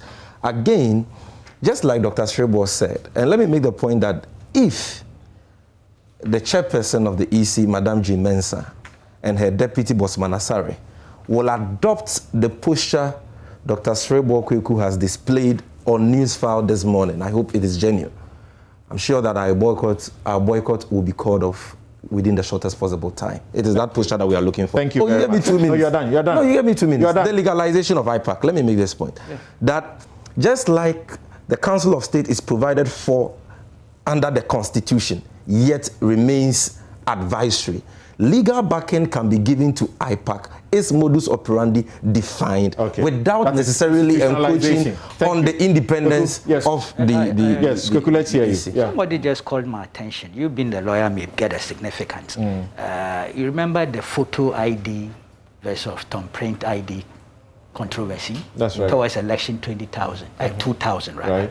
And the ruling, the judgment the Supreme Court delivered, particularly if you look at Ampere and Pega, the things they said. So perhaps with all these things we are doing, IPAC, EC, collaboration, everything, kinds of laws you are bringing, we should remember and be guided by the profound decisions that were taken. No. But what was the party that you asked me of? Did you ask me of UDSP?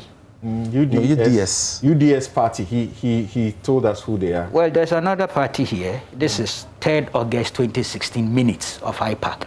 UDSP. Alex Kofi Jamate. 2016. Yeah, 2016. Okay. So they've all been there. All the so-called mushroom parties. So the party, the NDC doesn't seem to know. No, this actually, is UDS. I'm not sure but is this party? But on the point, thank you. I'm sorry. Let me clear this. It's important. The key point. Just 5 seconds. Let me clear this. The key point. We are not saying that they should not be invited to IPAC. We are saying they should not be given the same privileges. I'm sorry about relative to voting rights on key issues. Don't do they send it? So it's not about their invitation to IPAC. Everything will not. You understand? But I needed to clarify this. See, the EC. This is a EC document. It's a 2019 report on the inspections of offices of political parties, prepared by the Research, Monitoring and Evaluation Department of the EC. Because of time, we can't go through, but the findings, 2006 and 2013 inspections, together with the 2019 inspections.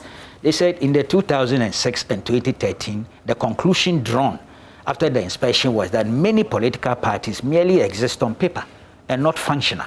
It was recommended the Commission invoked its powers as defined in the political party law Act 574, and I'm sure that's what you were talking about, and apply the necessary sanctions by revoking the registration certificate of affected political parties, or alternatively extend the moratorium granted to the defaulting parties to put their houses in order. Correct. There were 25 parties. Yes, so they don't need a court. Excluding the... Rhoda, in 2 minutes, what would you like to say for us to conclude this show, this topic? Well, obviously, we can expect the NDC to go back to IPAC in the not too distant future. But I think the bottom line is what happens next. Okay, they are going back to IPAC. What will be the future of their relationship with the Electoral Commission? And I think that's the bottom line. We need to address some of the concerns, the issues that they have. I expect that the Electoral Commission will review the way it relates to the party, their posturing, their communication. I think they can tone down sometimes on that, and they should be able to open up. And we expect the NDC to also do the same. Otherwise, we are going to go back to a deadlock, and it's not going to be helpful. Obviously, there are other more areas that need reform, and we have to work through some of these issues, especially in the area of party regulation. And the posturing of Dr. Sribo this morning suggests that the Commission has been lenient, and indeed, they have been very lenient in terms of regulating or whipping the parties in line. But I think we need to improve. We can do better so that we can address some of these same concerns that now the NDC is raising about mushrooming parties that are coming in to do the bidding of one actor or the other. So these are issues that we need to look at. You say they have been very lenient. I say they have been asleep,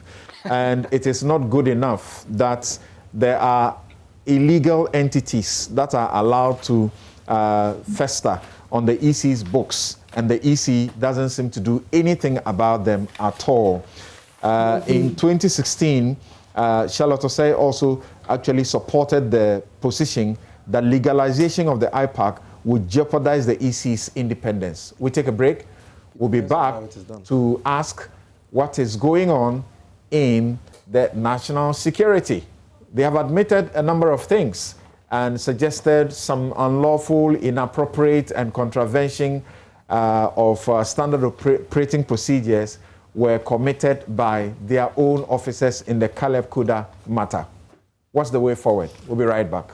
Of these allegations are vicious, so we need to investigate them before I can make. When DCOP Oparado has said that he was handcuffed and pushed out of his office, and you are saying the allegations. He rather called police reinforcement and got the team that went to mitigate the event in Kumasi.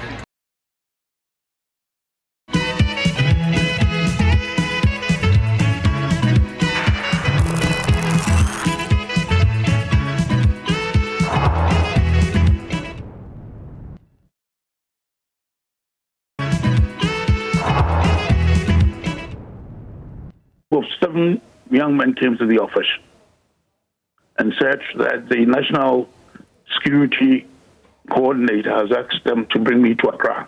Then they started struggling with me and they handcuffed me. And I told them that I wanted to go and urinate. And one of them followed me and said, and I asked why he was following me and said, oh, but we are all men. You can, sorry, I can follow you. I said, no. He followed me to the toilet and I urinated and came back to my office. They closed the door, took our phones, and even one of them hit me with an AK-47 rifle. You were hit with the butt of the AK-47 rifle? Yes, with the butt of the AK-47 rifle. And I said, what is this?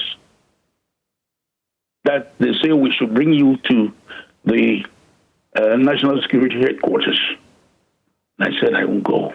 So when the police picked up, I don't know what should have been done. But if it was in my time, I would detain all of them. But the police never detained them. And they said we should go and come the next day. That's Wednesday. On Wednesday, I went there, and none of the 7 came to the Arena Police Headquarters. I wrote my statement. My secretary, with whom I was in my office, wrote her statement. And one junior officer, Danso, who was in his office, and that was also locked. The operations room also wrote a statement. So waiting for what will happen.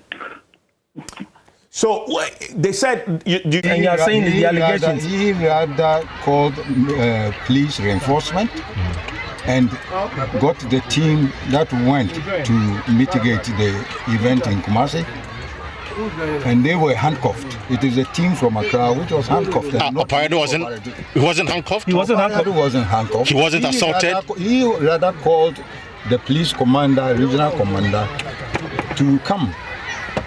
And they came and arrested the team that we have sent to Accra. But do you know what? The bottom line of it all is that Oparado had a contract with National Security. Okay. And I had not even assumed office. And for 4 years, he was the regional liaison officer for national security. His term of office or his contract expired. And it was not renewed. I understand that it was not renewed because of non-performance and because of his own criminal activities. Like what, sir? Like what, sir? What are some of the things that you picked up as an intelligent chief?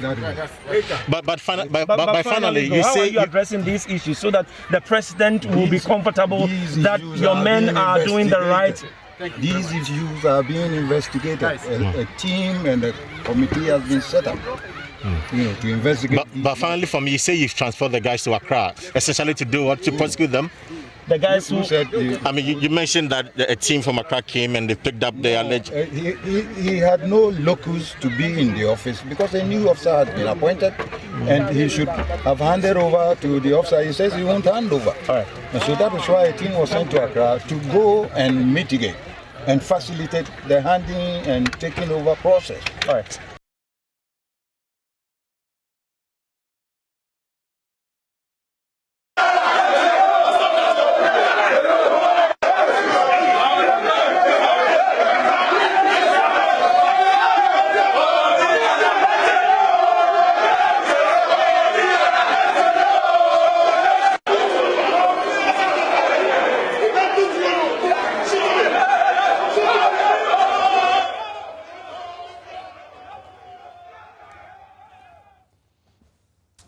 Apologies for the last video, and I apologize because anytime I watch it and I saw that man being pushed on the floor the way he was by the Delta Force, I asked myself if they would do that to their father.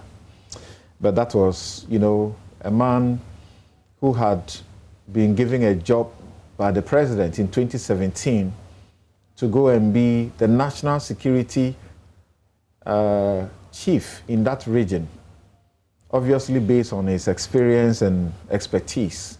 And the Delta Force were angry that one of their members or leaders was more deserving than him.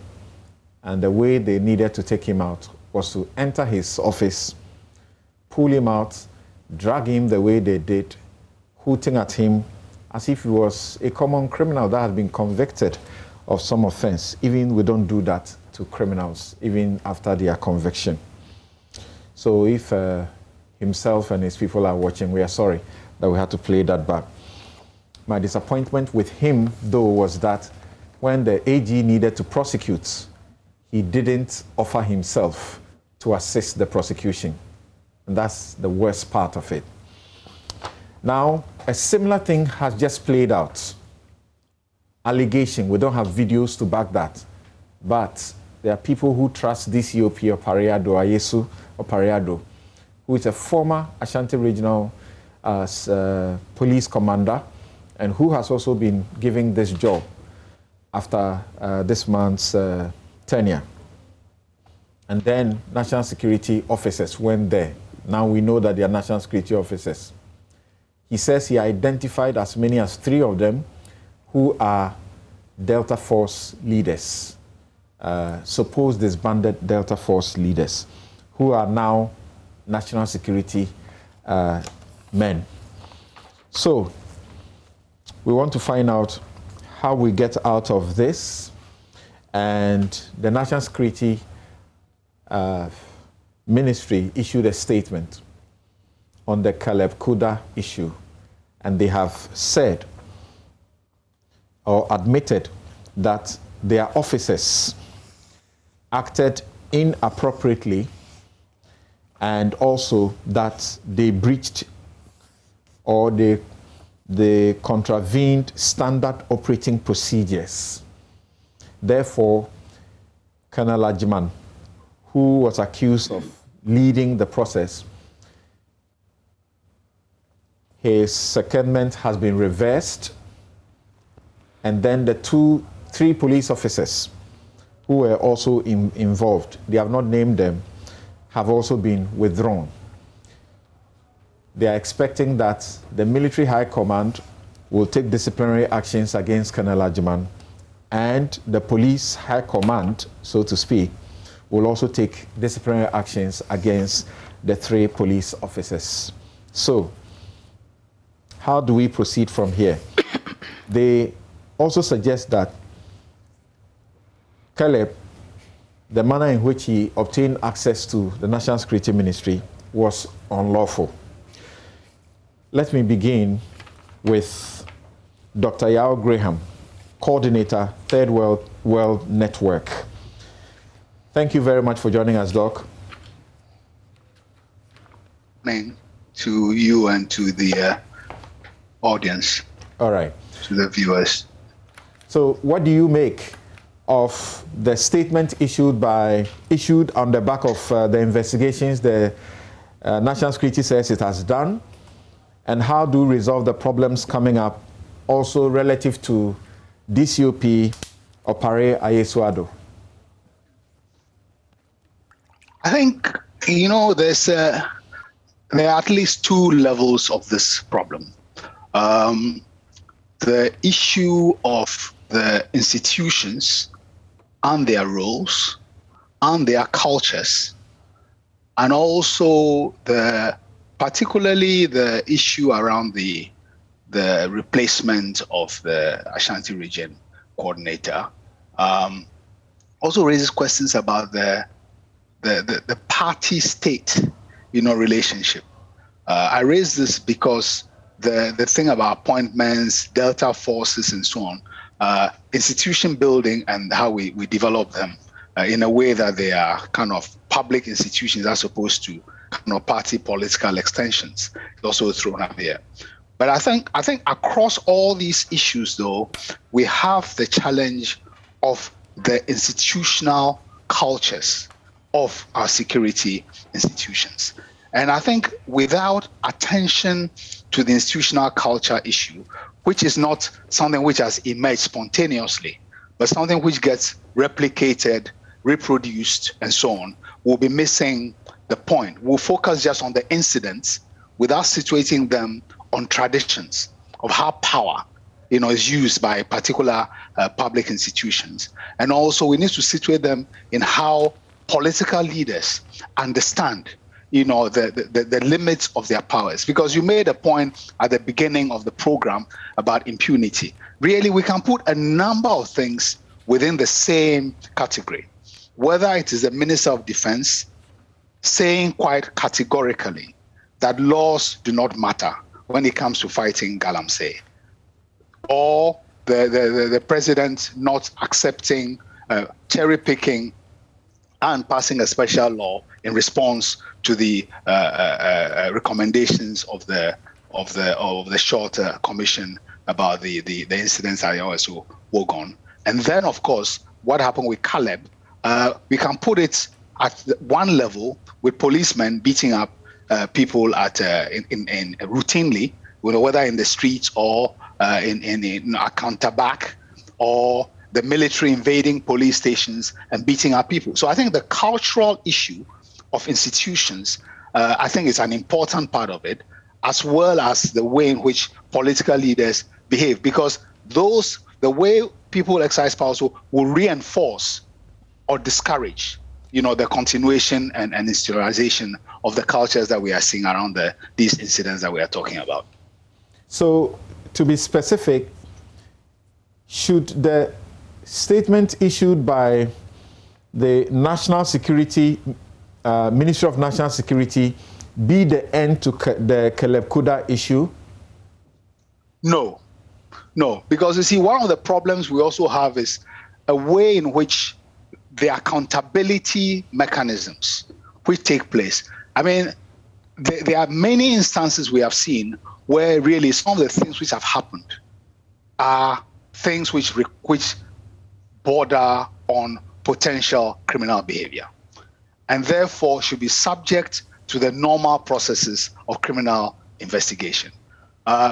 Whether it's the police, the military, this nebulous national security apparatus, the idea that internal processes are adequate when the general laws of the state have been violated. I think that is one of the things which is thrown up consistently in these cases.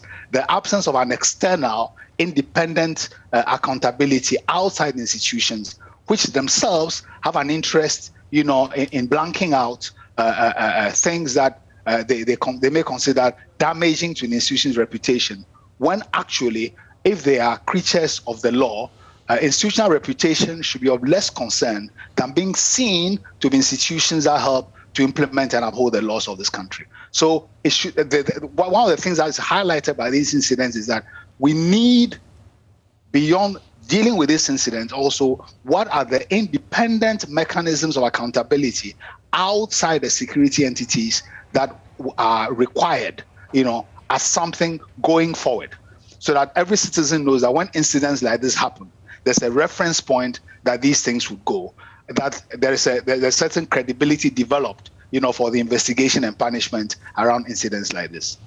Do you expect anything beyond what the ministry statement says? It says the following actions have been taken.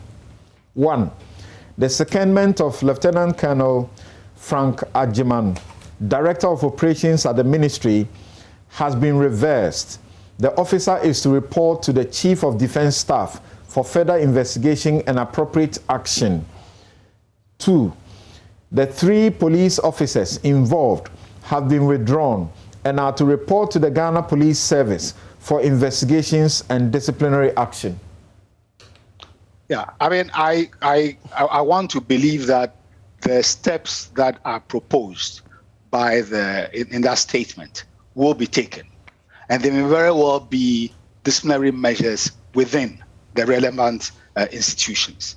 But even granting the point I'm making about the need for a certain institutional evolution of how we deal with these issues, even within the remit of these proposals, it's arguable that some additional accountability, even within these deficient processes that I'm talking about, will be helpful.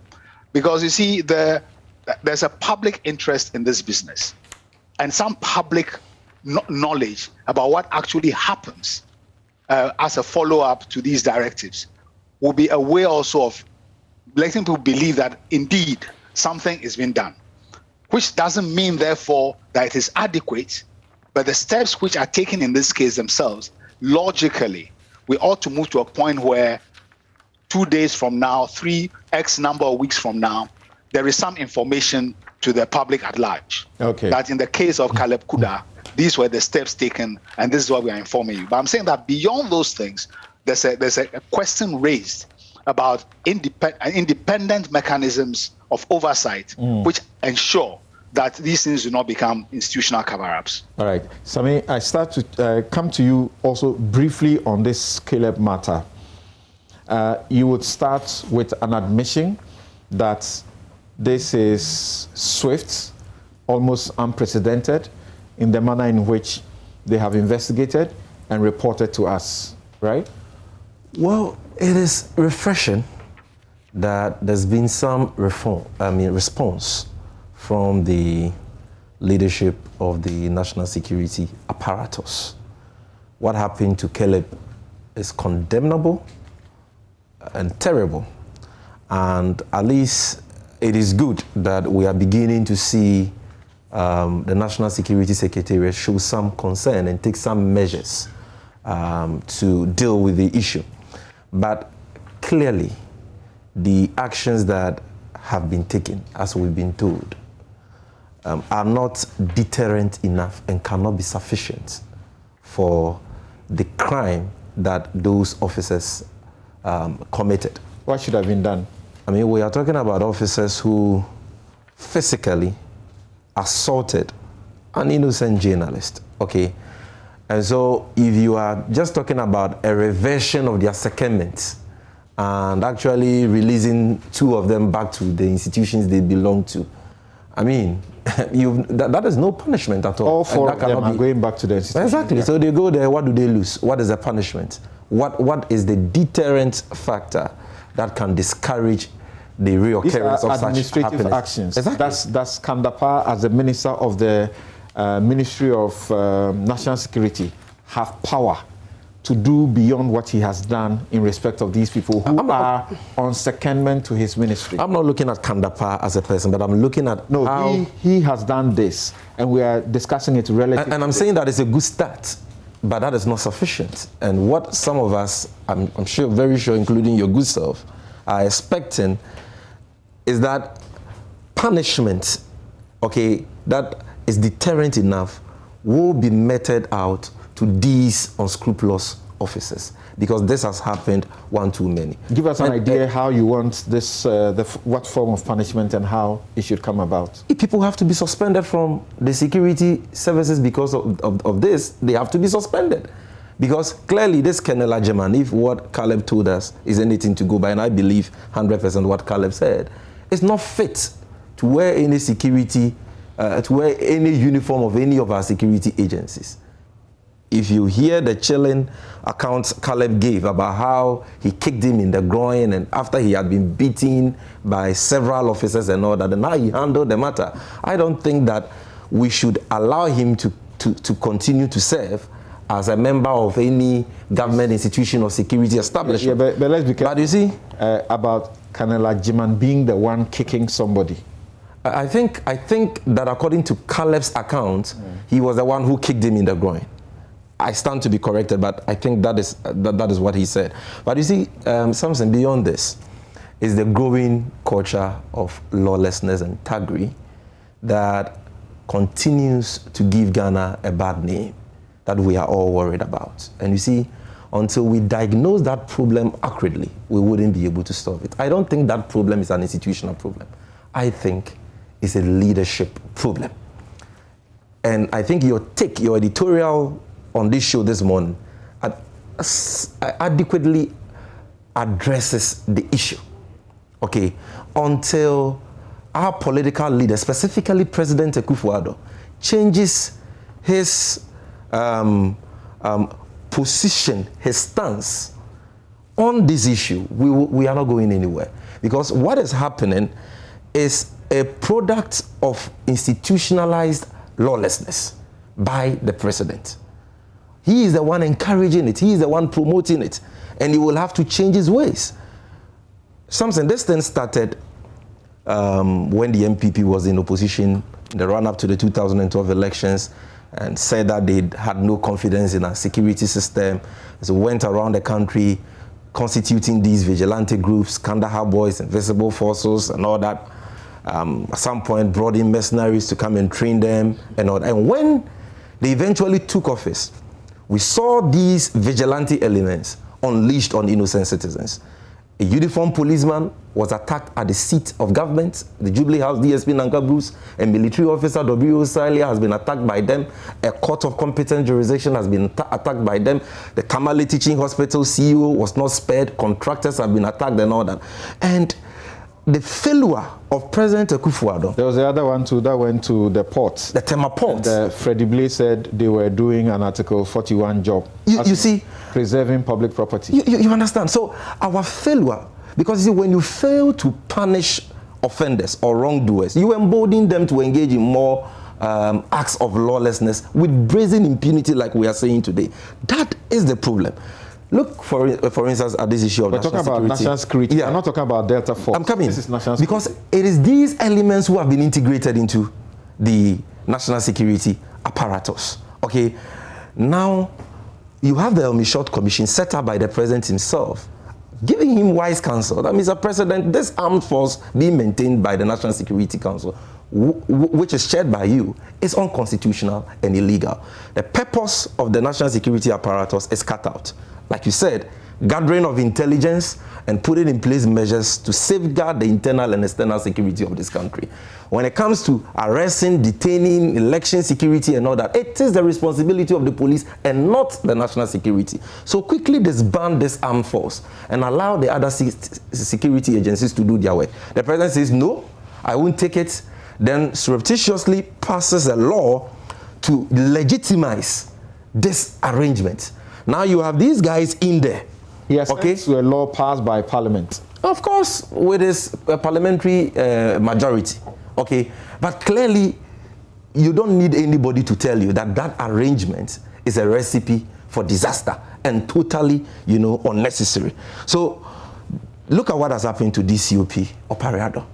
And I was appalled and disgusted to say the least, that the New Patriotic Party has actually defended the way and manner they claim Oparado was supposed to be removed because his contract has expired.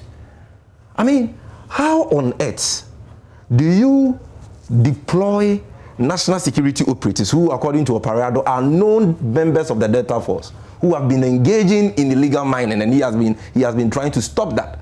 How do you deploy these people to go to his office armed, point guns at him, handcuff him, manhandle him, to remove him from office? The president is the one who appointed him as the chairman of the National Security Council. He has the power to fire him at will. I'm not sure that if he has fired him... The National Security Chief tells you that he was not going. He was supposed to go. How is it possible that President Akufo-Addo, who appointed somebody, will fire the person and the person will refuse to leave office? And even if that were to be true, the only thing they needed to do was to send the police there and also call national security operatives to march him out of his office. But let me just conclude. No, hold on for me. The reason why I'm not surprised about this is that this is the same thing that happened in March 2017. And when it happened, when the Delta Force attacked the then Ashanti Regional Security Coordinator, who had been appointed by President Akufo-Addo, the president actually heeded their demand and sacked that regional security coordinator.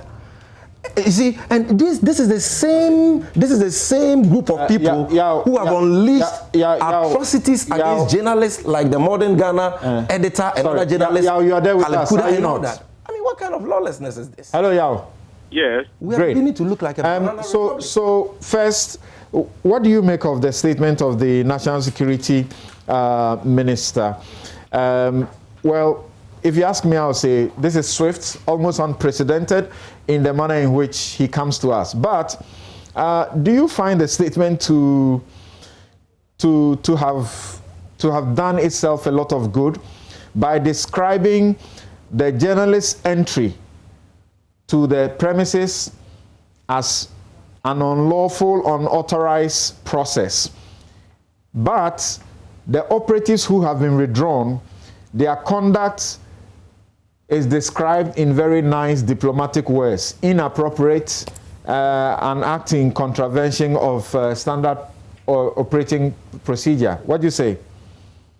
I mean, thank you very much. This, for me, is a far cry from the era of identification haircut.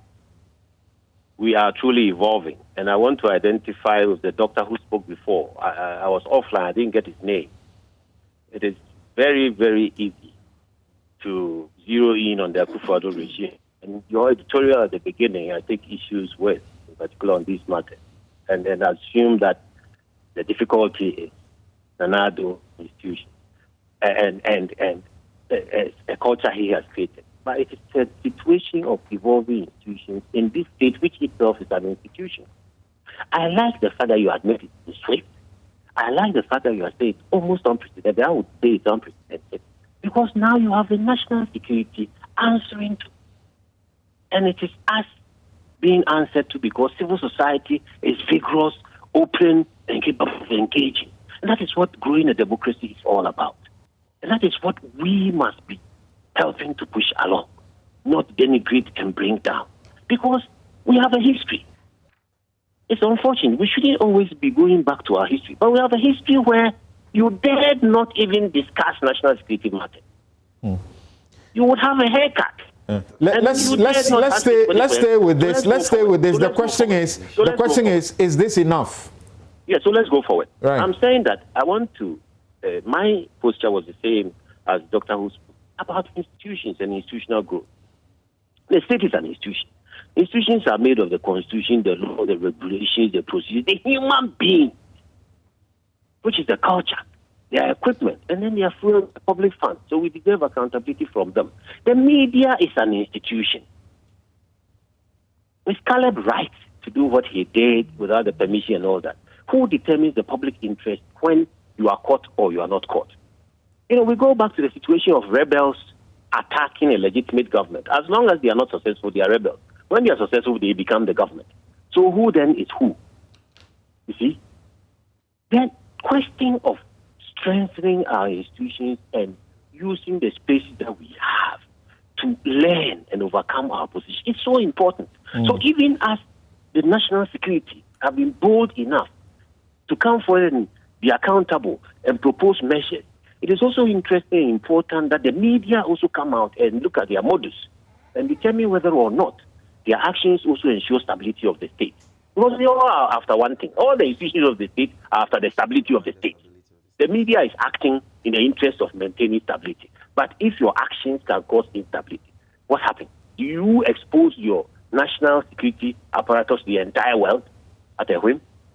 Do they, the national security is that what is at stake here? Is that what is at stake here? The journalist was exposing national security? I'm asking whether or not. You said in your question to me, you said they spoke nicely about their thing and said inappropriate was unlawful, inappropriate and unlawful. I'm saying that, assuming they didn't even dress that up, does Caleb's conduct have something about it that's worth answering to as media? Whilst the national security have come forward with their mea culpa, does Caleb also have to come forward with a mea culpa? Was he also right? Between the media and the national security, which institution is the most mature in our system? They both have history. So we are evolving. And perhaps the Fourth Republic is the best thing that has happened to this country, because continuously we've had the opportunity to democratize. And we are continuing to evolve. These institutions are growing. And you were heard in the course of the week defending the manner in which DCOP Ayesuado was removed. Yes, I said he was an embarrassment to himself because he needn't have scuffled with them. From my information, they didn't just go in and drag him out. He resisted. And it is important that the national security, because of the nature of their work, are not willing to expose everything, because it's not right. But the things that happened leading to the scuffle and the public airing of all these matters do not make this COP a hero at all. He's a very senior national security operative. He's been in the police for several years, rising to the level of DCOP. He knows the practices of the police. He knows the powers of the police. He knows what he was doing was unlawful, defying the authority of the state. Did he have to make a spectacle of himself by going out there, engaging these boys and going on radio and mentioning the president's name and all that? I stand by what I said. I think it was embarrassing. Well, what is wrong? What is wrong with mentioning that he owes his appointment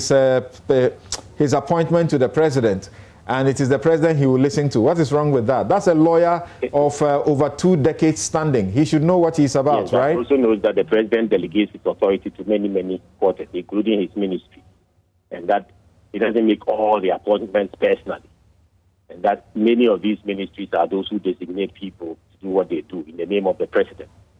If you have an appointment in the name of the president, somebody would have given it to you. So you are saying that if he defies, assuming that's what happened, national security operatives should go hit him with the butt of the gun, follow him to the washroom because they are also men, and all of that? No, I am saying that we need to acknowledge our institutional weaknesses and realize that we are growing. That national security went there and did that was not palatable. So now that they have owned up and try to do something positive about it by appearing to sanction people, it's lauded, because we are moving from the position of weakness. It's like your editorial. Look at the position of weakness we are in when it comes to galamsey and excavator. Nobody licenses an excavator to go and sit in a river. So if you go to find an excavator there, what happens? I will first check. Let me tell you what I will do. I'll first ask the Minerals Commission and all those I have put in place to ensure that there's a tracking device to each excavator. Ask them how that excavator found its way there. I'll ensure the owner of that excavator is brought.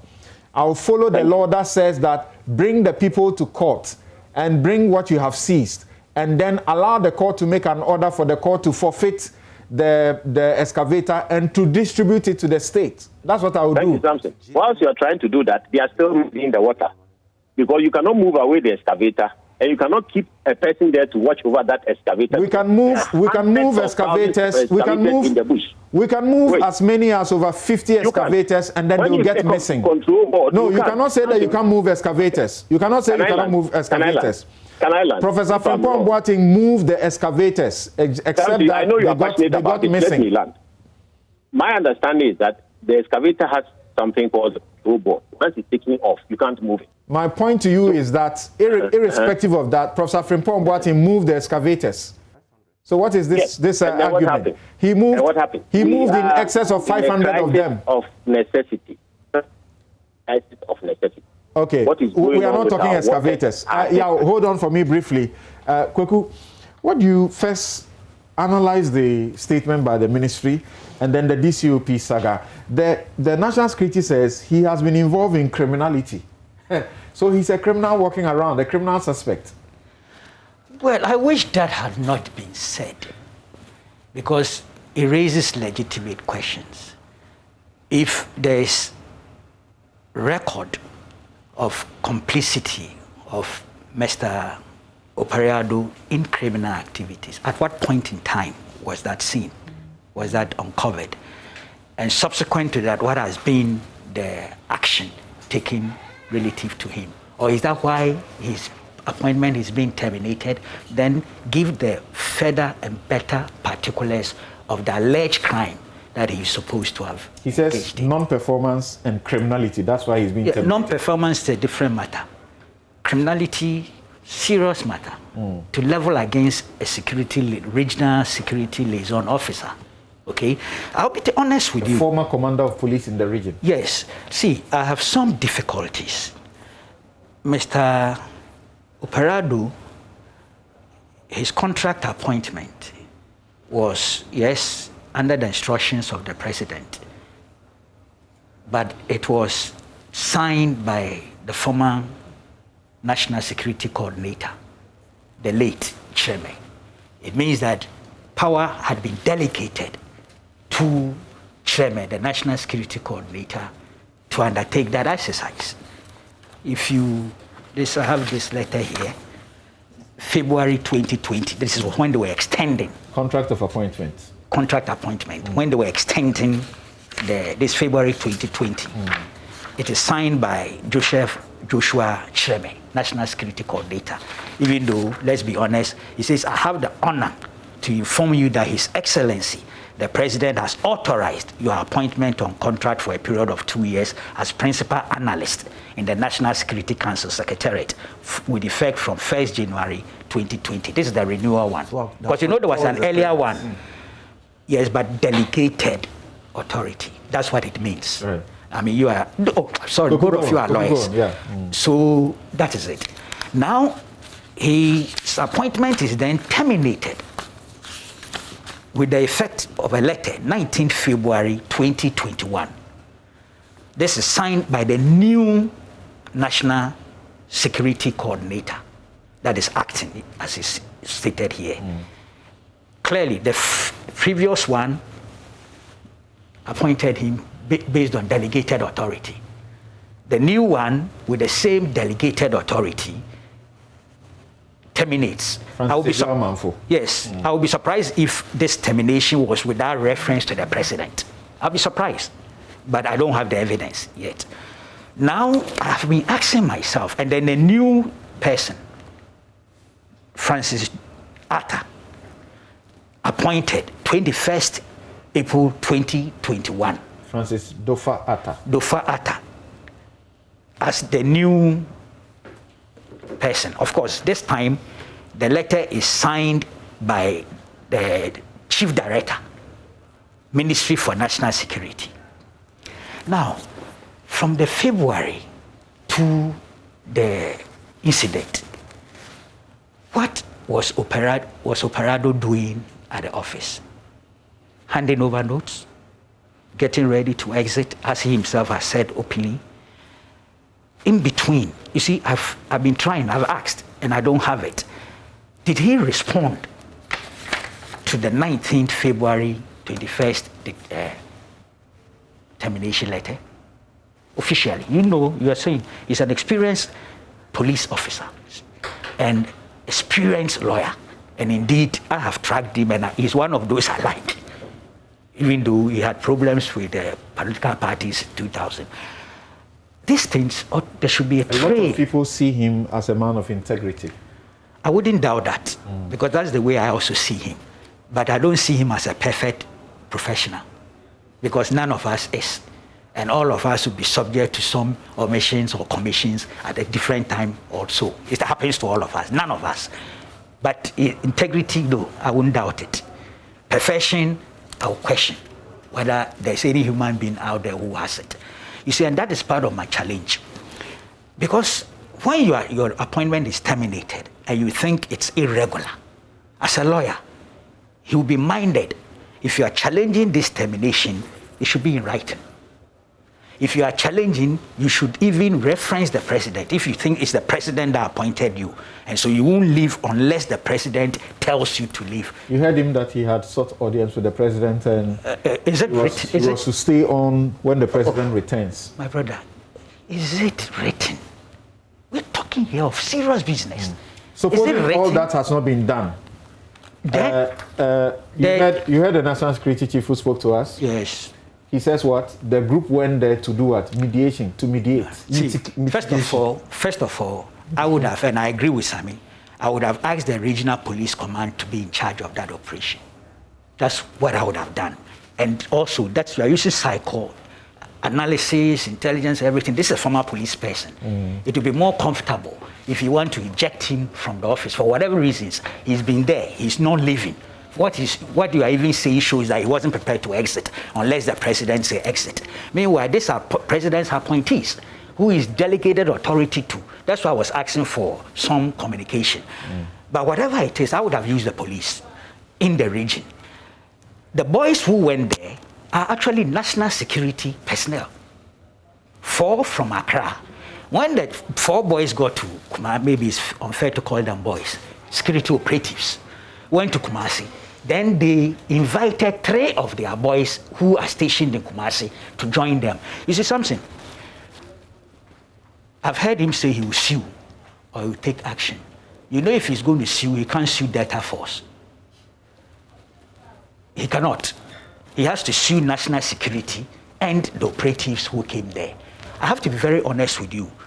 I've checked the list of the names, the 7. There are 2 that I think indeed were associated with Delta Force.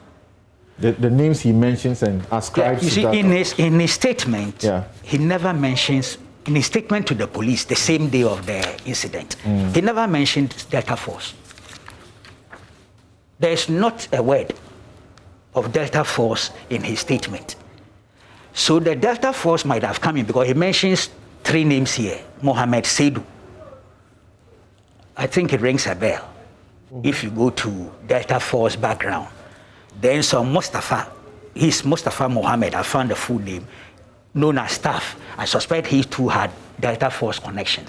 So you see, there is no doubt that Delta Force elements have been recruited. They are what the people you call tabletop operatives. You see, and the problem with Samir's analysis is that he does it in a selective manner. Something you would know. These tabletop operatives is a culture, and that's why I agree with you. It's a culture.